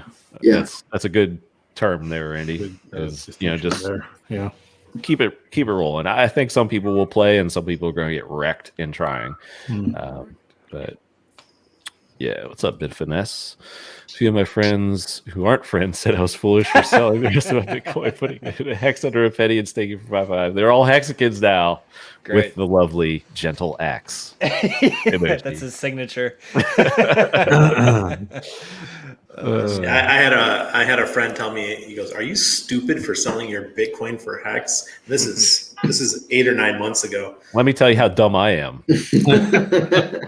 Okay. I mean, you just look at the numbers. Oh my God, way ahead. Sold all that shit day one. Well, and I'm mad I didn't do before more. day one for the snapshot. I'm mad I did not do more. So I remember I always say this because it's one of my favorite Richard Hart stream stories, and it actually, I took note of it. But one of his streams pre-Hex, somebody in chat was like, "If you were to, invest in Hex, blah, blah, blah." He's like, "Of course I can't, just give financial advice." He's like, "Okay, if I were hypothesizing," he's like, "day maybe 30 to 60, something like that." So he said that, made it like a little note. And that was actually turned out to be, pretty darn nice speculation there. And then I think it was a couple occasions, he said people would ask him, "Well, how much should you put in?" He's like, "Hex is being designed to do awesome things. So I would put it all into Hex. All of it. All the Bitcoin. All the Ethereum. All of your bags. All into Hex. That's what I would do." Man, if people listen to that and you could go back in time. I did. Yeah, that's what I did. I put a lot in. I did not put my whole bag, but I would be stupidly greedy if I were to want the rest of that. I got enough Hex, maybe not, but it's cool to be on this journey with you guys. It's so cool. Absolutely. It's going to be absolutely life-changing for, us, awesome, but to actually sit back and think about the positive effect and kinetics. He and I are here with this, all the cool stuff we can do on events. I've heard so many people's ideas about, once, we're good, there's just exponential good that can happen in the world with this, as long as, you're, taking care of yourself and then the others around you. So it's a cool ride that we're a part of right now. The train is leaving the station. It's so cool. Yeah. Some of us might have gotten lucky with, finding Hex at the right time, buying in. And then if you think about it, the next phase of our life, as Hex continues to appreciate, it's the choices that we make going forward that are really going to define if it wasn't just luck. Did you do the right thing? And how are you going to take care of yourself, the people that you find value, that give you value in your life, people that you love, and then, just in an even broader sense from there. So do good things, Hexicans. Generosity is good. And speaking of this, I don't think we've talked about this on stream. We mentioned it. Dude, Hex. I don't think it's going to happen like that, bro. But, yeah. we gave them a shot. If they could get Wasabi to 1,000 yeah, the 1,000 subscribers on stream, we were going to reveal it. Yeah, I know, guys. They I was got there. They got close. They were like 20 something short, 30 subs short. Thing about Knights of the Crypto Table is it starts so late. I just have you guys in my ears, so I just have to imagine the charts that Wasabi's putting up as he's talking as you drift off to sleep. Yeah. So, but it was cool. Was it last? No, we've talked since then. He came back on and did a stream because we were at 3 cents, and we're already at 6. Like, how crazy is that? But you stopped your stream. Another one. The emergency stream afterwards. Yeah, because it was literally after the tweet from Richard. So it was me, Wasabi, and I think DC were the only ones left in the green room. And I was literally going to bed because they're on West Coast and I'm East Coast. So I have 3 hours less sleep than they do. And I was getting out of my chair. I was literally getting out of my chair to go to bed. And then I just hear DC just like, whoa. And I'm like, what, dude? Like, what? And he's like, Richard just tweeted. I was like, tweeted what? And he's just like, sacrifice phase 7 days. So I was like, get the fuck out. I was like, are you serious? He's like, yeah. And I was just like, God damn. So we all like scrambled to our PCs and like started buying Hex. And then we're like, should we go live? Yeah, let's do it. Let's go live. We got to go live. So we just went live again. Just said, fuck sleep. I think that's on your channel, right? Is the all caps? Yeah, if you go to the all caps, clickbaity looking one, that would be clickbait. Yeah. I woke up at like 4 a.m. and I was like, wait a sec, because YouTube, I think will just like keep playing, and I guess it picked up your second stream, but you were live, and I'm like, wait, no. You guys, this doesn't make any sense. I was like, you guys are streaming for like 8 hours, and then I like went in the timeline. I was like, oh, they just started like 2 hours ago. And it was like, holy crap! So. It turned into like a Discord syndicate stream. We just started bringing other people on, and Kareem was it. Like I was falling asleep, so Kareem came on and helped like carry the the stream towards the end. I was like, all right, I can like nod off now, but. Yeah, that was exciting when we got that news. Now, does it come to fruition this weekend? That is the ultimate question. I think it has to do with any sacrifice news. No? Yeah. Is that fair speculation? We'll see. Yeah. Look, we got a serious question. When's Yash going to change his screen name to Balls? To what? To Balls. Balls he did. I like it. Already done. Oh, man. Cheers, gents. Thanks for the chat time. Go Balls. So. Alrighty. Well, Hexo is coming up here in a bit. Guys interested in doing a little easy trivia to close the show? Sure. All right, I gotta watch it with Motley because he's gonna dispute my answers. Hey, you don't even verify your answers is the annoying part. I did. I so did. I put in your question verbatim, and the first answer was. Yeah, I did a search after that. I mean, everybody can watch the stream and see what happened last week. Yeah. I was right, guys. I was still right. Anyway. All right, so we'll close the show. A little fun chat, easy trivia. And we'll start off with a actual Hex social media round, and then we'll get into the general stuff. But let's see how this goes. Vince. Yes. True or All right, a Honda Civic with a modified exhaust drives by your house at 50 miles an hour. Then you got a Supra driving the other direction at 35 miles an hour. And what distance will they be? I am 5 miles partial apart? to Supras. oh man, Showing our age, Supras. All right, Supras are awesome. all right. I forgot to preface this. Chat, you are encouraged to participate, so throw your answers in there. Those in the show, please hide the YouTube chat. That way you can't cheat like Vince. And Crypty Girl has Crypty Girl. Wasabi. We got to watch this guy too. The list just goes on these days. The Florida Swordfish. Sure, I thought team. so many Florida Hexicans had Swordfish. integrity too. All right, Vince Yes. and chat. True or false? Hexologist has over 10,000 Twitter followers. I think it was.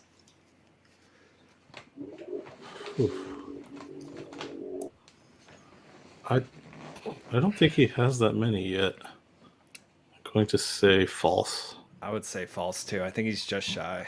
Yeah, I think he's still in the. Correct answer is false. And he doesn't help himself either. Oh, yeah. I wonder what that stems from. I do. Motley, Yeah.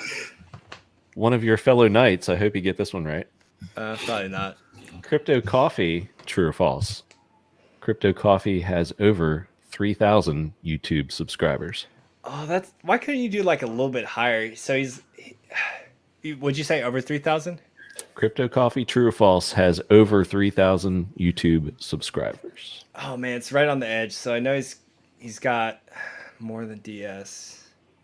It's like really close if he's not over 3,000 by now. God dang it. It's like it's gonna be like either like 2.8 thousand or it's just gonna be a little over 3. Fuck. I mean, if you guys aren't subscribed to him, you should be subscribed to him. He should have more than 3,000.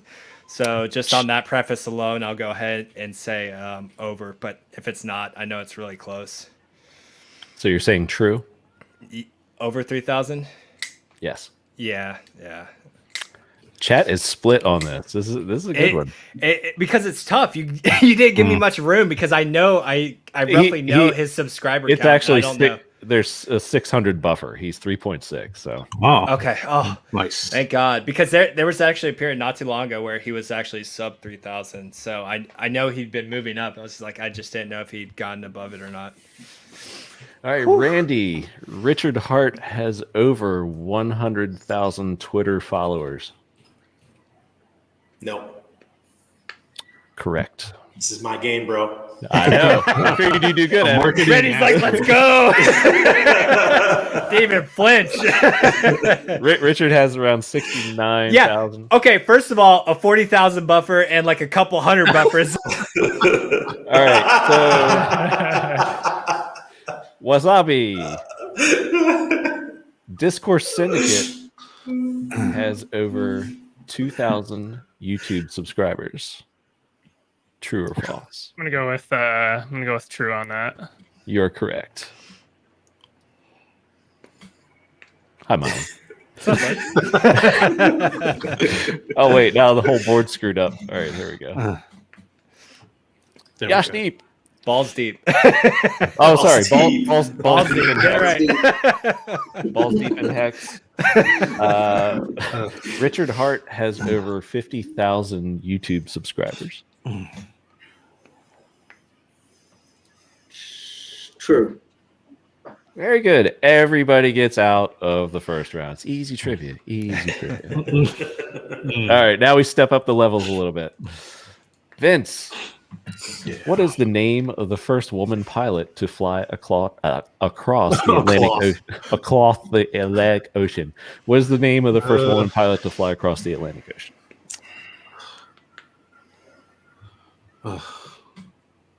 I knew this straight out of high school. I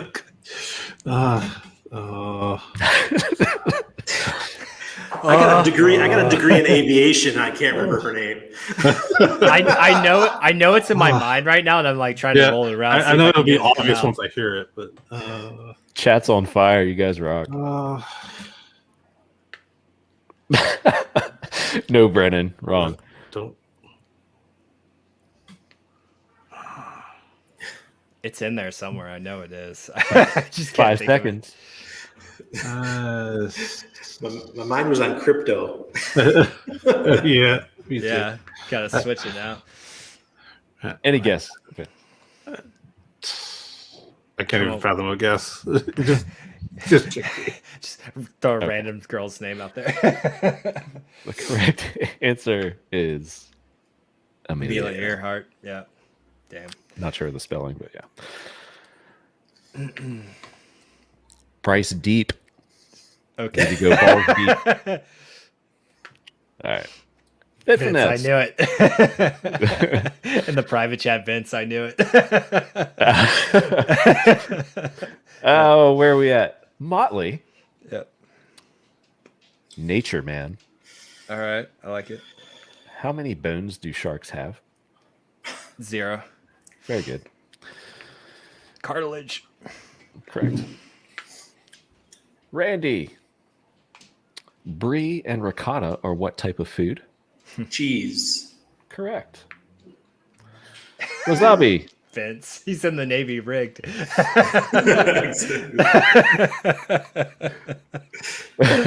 Wasabi, which internal organ has 4 chambers? Bruh. Well, Motley, we're Corman, bro. You're Corbin. I'm not Corbin. Oh, I thought you were. No, I'm nuclear. Oh, okay. Oh, someone scored a 99 on their SBAT. 95. No one gives a shit though. What you got, Wasabi?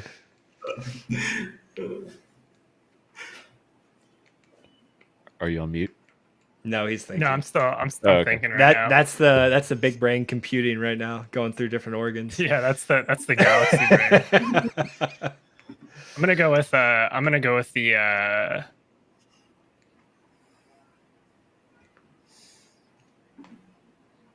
I'm just gonna go with the heart.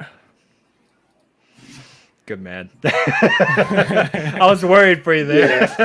So was I. Yeah. Very good. Very good. Very good. Very good chat. He knows his he knows his charts. His anatomy's a little weaker. Yashdeep. Where do we go? Which U.S. president is on the $1 bill?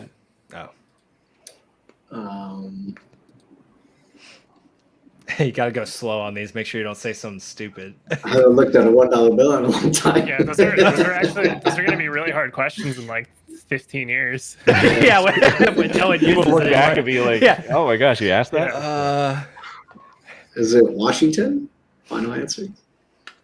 There we go. Correct. Archie, you are incorrect. Where did you guys like something with the $20 bill? I think on the Yeah, we thought the same person was on the $20 bill, and what was it? Was it the $10 bill? $2 or $2? Yeah. It was Hamilton and Jefferson. We thought we're like, man, Jefferson looks like a bitch on the $2 bill. And everyone's like, what are you guys talking about? It was really bad. There was a comment. I was like, oh god, rich and dumb.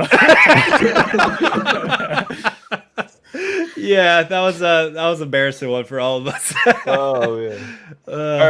All right. Mascots. Here we go. Mascots. What bird, Motley, is the mascot of the St. Louis baseball team? Cardinals. Correct. Randy, what is the name of the mascot for Toys R Us? It's a giraffe. Yes. But I don't know the name. No idea. Any guess? Fluffy. He gets to stay for that awesome answer. Fluffy the giraffe. I know it's a giraffe. That's it. It's Jeffrey, right? Jeffrey the giraffe. The G. Geoff? I don't know what Geoff is. Jeff. Never seen it spelled that way? It's Jeffrey though. Yeah, but I mean, I think it's Jeffrey, isn't it? Yes, it's Golfrey. Yes. Joffrey. Wasabi. What is the name of the mascot for Cheetos? Fuck. Nope. Definitely not it there. Not that. Dang, I don't know if I know that. Damn, I'm just gonna say a random name. This reminds me of that Lucky Charms question where you're like, what's the leprechaun's name? I was like, I have no fucking clue. And afterwards I was like, I'm just gonna say Cheeto. Chester. Oh, Chester. Yeah. Nice. Oh man. Yashdeep, this could hand Motley the win here. I'll take a freebie. Yashdeep. What is the name of the mascot or head logo person of KFC? Colonel Sanders? Correct. Nice. Nice. We're still live. All right, here we go. Put you two against each other here. All right. All right. All right, gents. Let's see. Here we go. This way. Right? Yeah. I'm sorry, Motley. This is pop Oh culture. God. Yeah, I'm gonna do awful. Justin Timberlake was a part of which boy band? Oh. Well, I can narrow it down to 50-50. Same. It's either gonna be Backstreet Boys or NSYNC. Let me think about this for a second. Oh fuck. So my sister was a Backstreet Boys girl, so like I heard that shit all the time. Can't remember which one he was with though. Bye. Was he in that one? I don't even remember which one did bye. That's the problem. Shit. I'm gonna go with NSYNC. I think. I heard Backstreet Boys a lot, but I'm gonna go with NSYNC. Hey, it's Blue Bum right though. Here. All right, nice. And nice. like Kinetics is quoting songs and stuff, so I don't know which is scarier. But anyway, a lot of chat knew that. I have like the entire album of like Backstreet Boys like secretly ingrained in my head because my sister would just blast it throughout the house like nonstop, months at a time. So, bunch of wasted brain space of Backstreet Boys songs in my head. Archie's mad. So all right, all right, Yashdeep, to stay in it. What is the name of the talk show host who does the famous carpool karaoke sketch? Is kind of the guy who originated it there. Carpool karaoke. I thought I knew where you're going with that for a second, but I think I got the wrong thing. Oh man, I have no idea. Let me just get ready real quick. And still.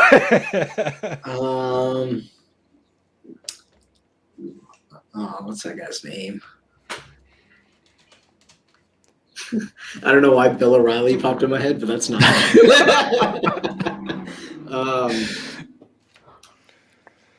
Kinetics, you were wrong, by the way. For once, I think you've aced this whole thing. A lot of chat getting it good. Now I can't even think of anybody that's I'm actually kind of I have all their faces in my head. I just can't remember their names. Shoot. He's pulling a Motley. All right, Kinetics, Google carpool karaoke talk show host. See what you get. Yeah, This I feel is a like tough one. I feel like that's a really tough question. Bill O'Reilly, is that right? No, it would be funnier. I was like, what? I was confused on that one. I was like, huh?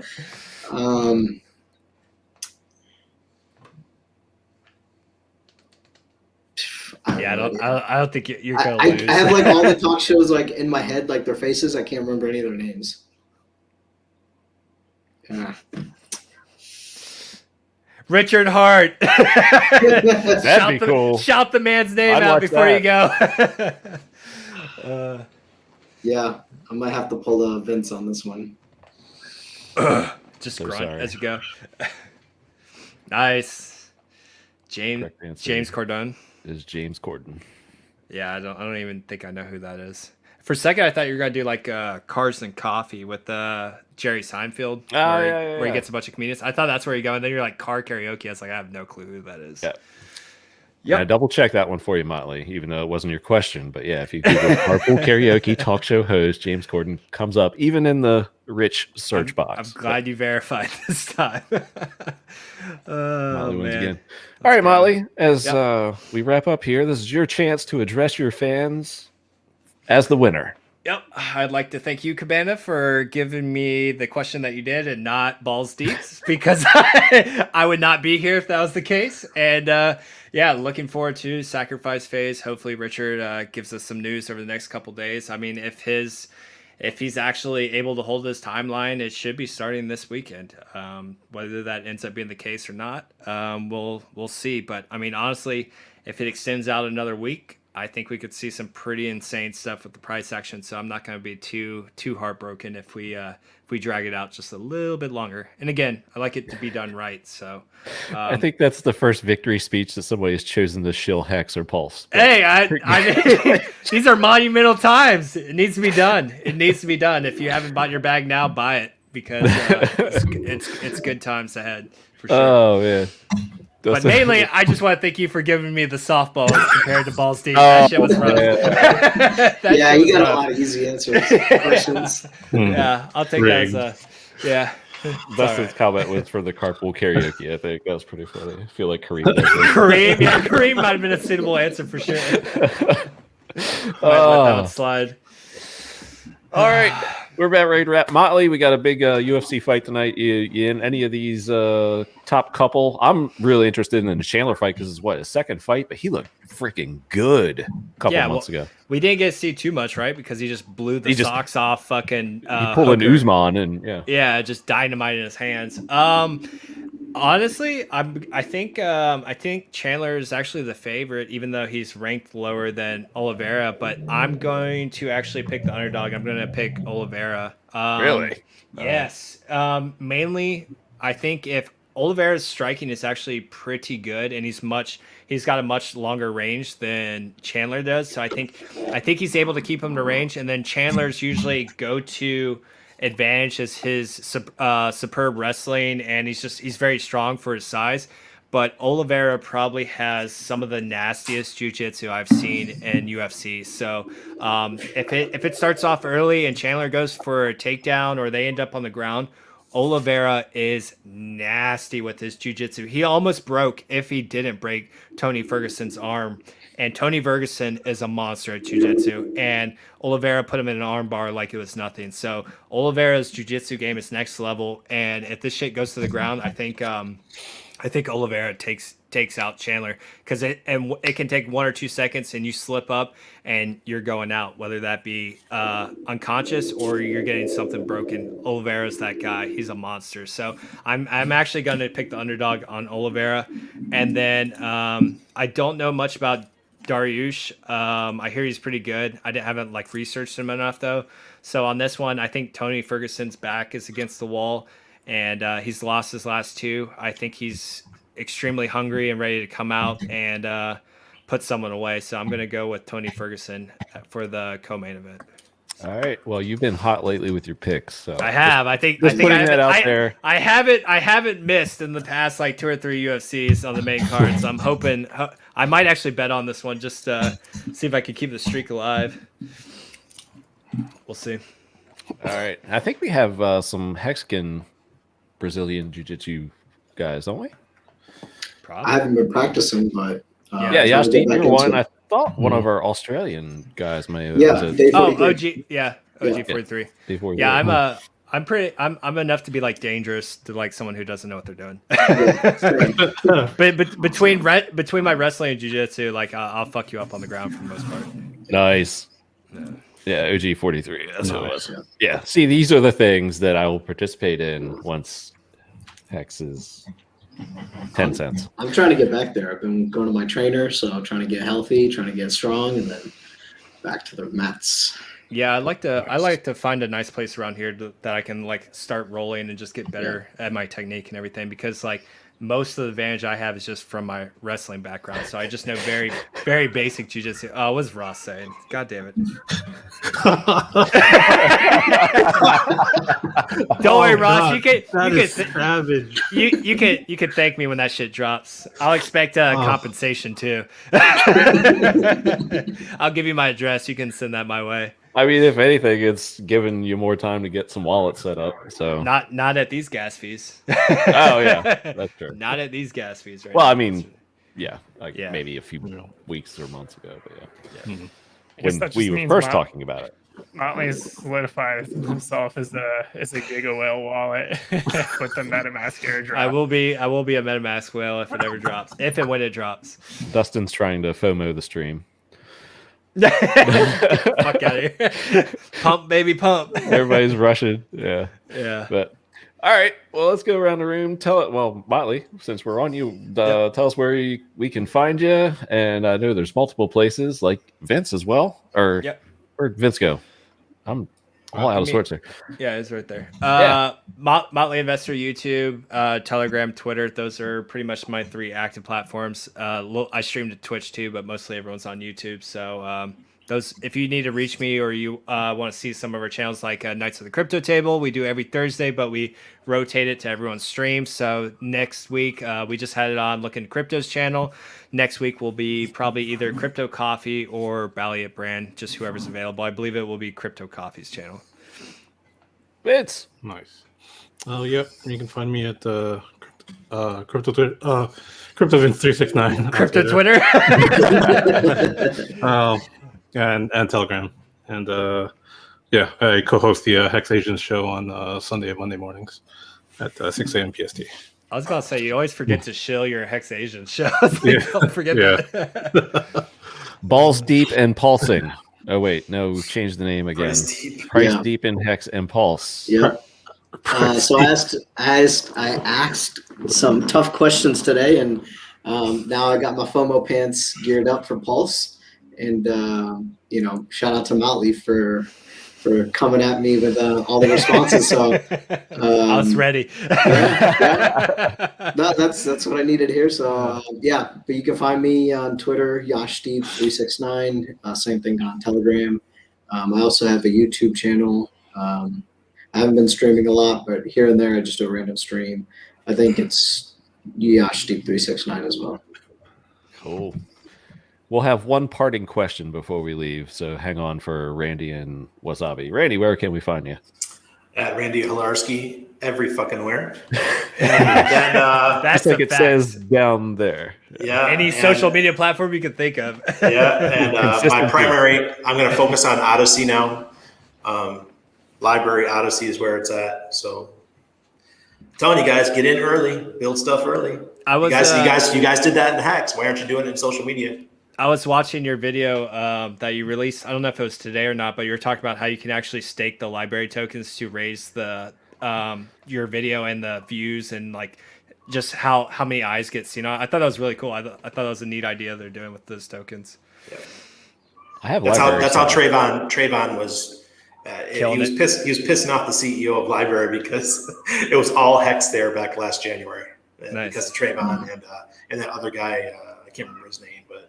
I like Trayvon. I think he's starting to grow on me a little bit. It might be just because he shills HEX like a boss, but at the same time, like I don't think he means anyone any ill will. But the dude is good at marketing. I will give him that for sure. Yeah. Wasabi, where can we find you? Yeah, you can find me at Looking to Crypto on Twitter and YouTube.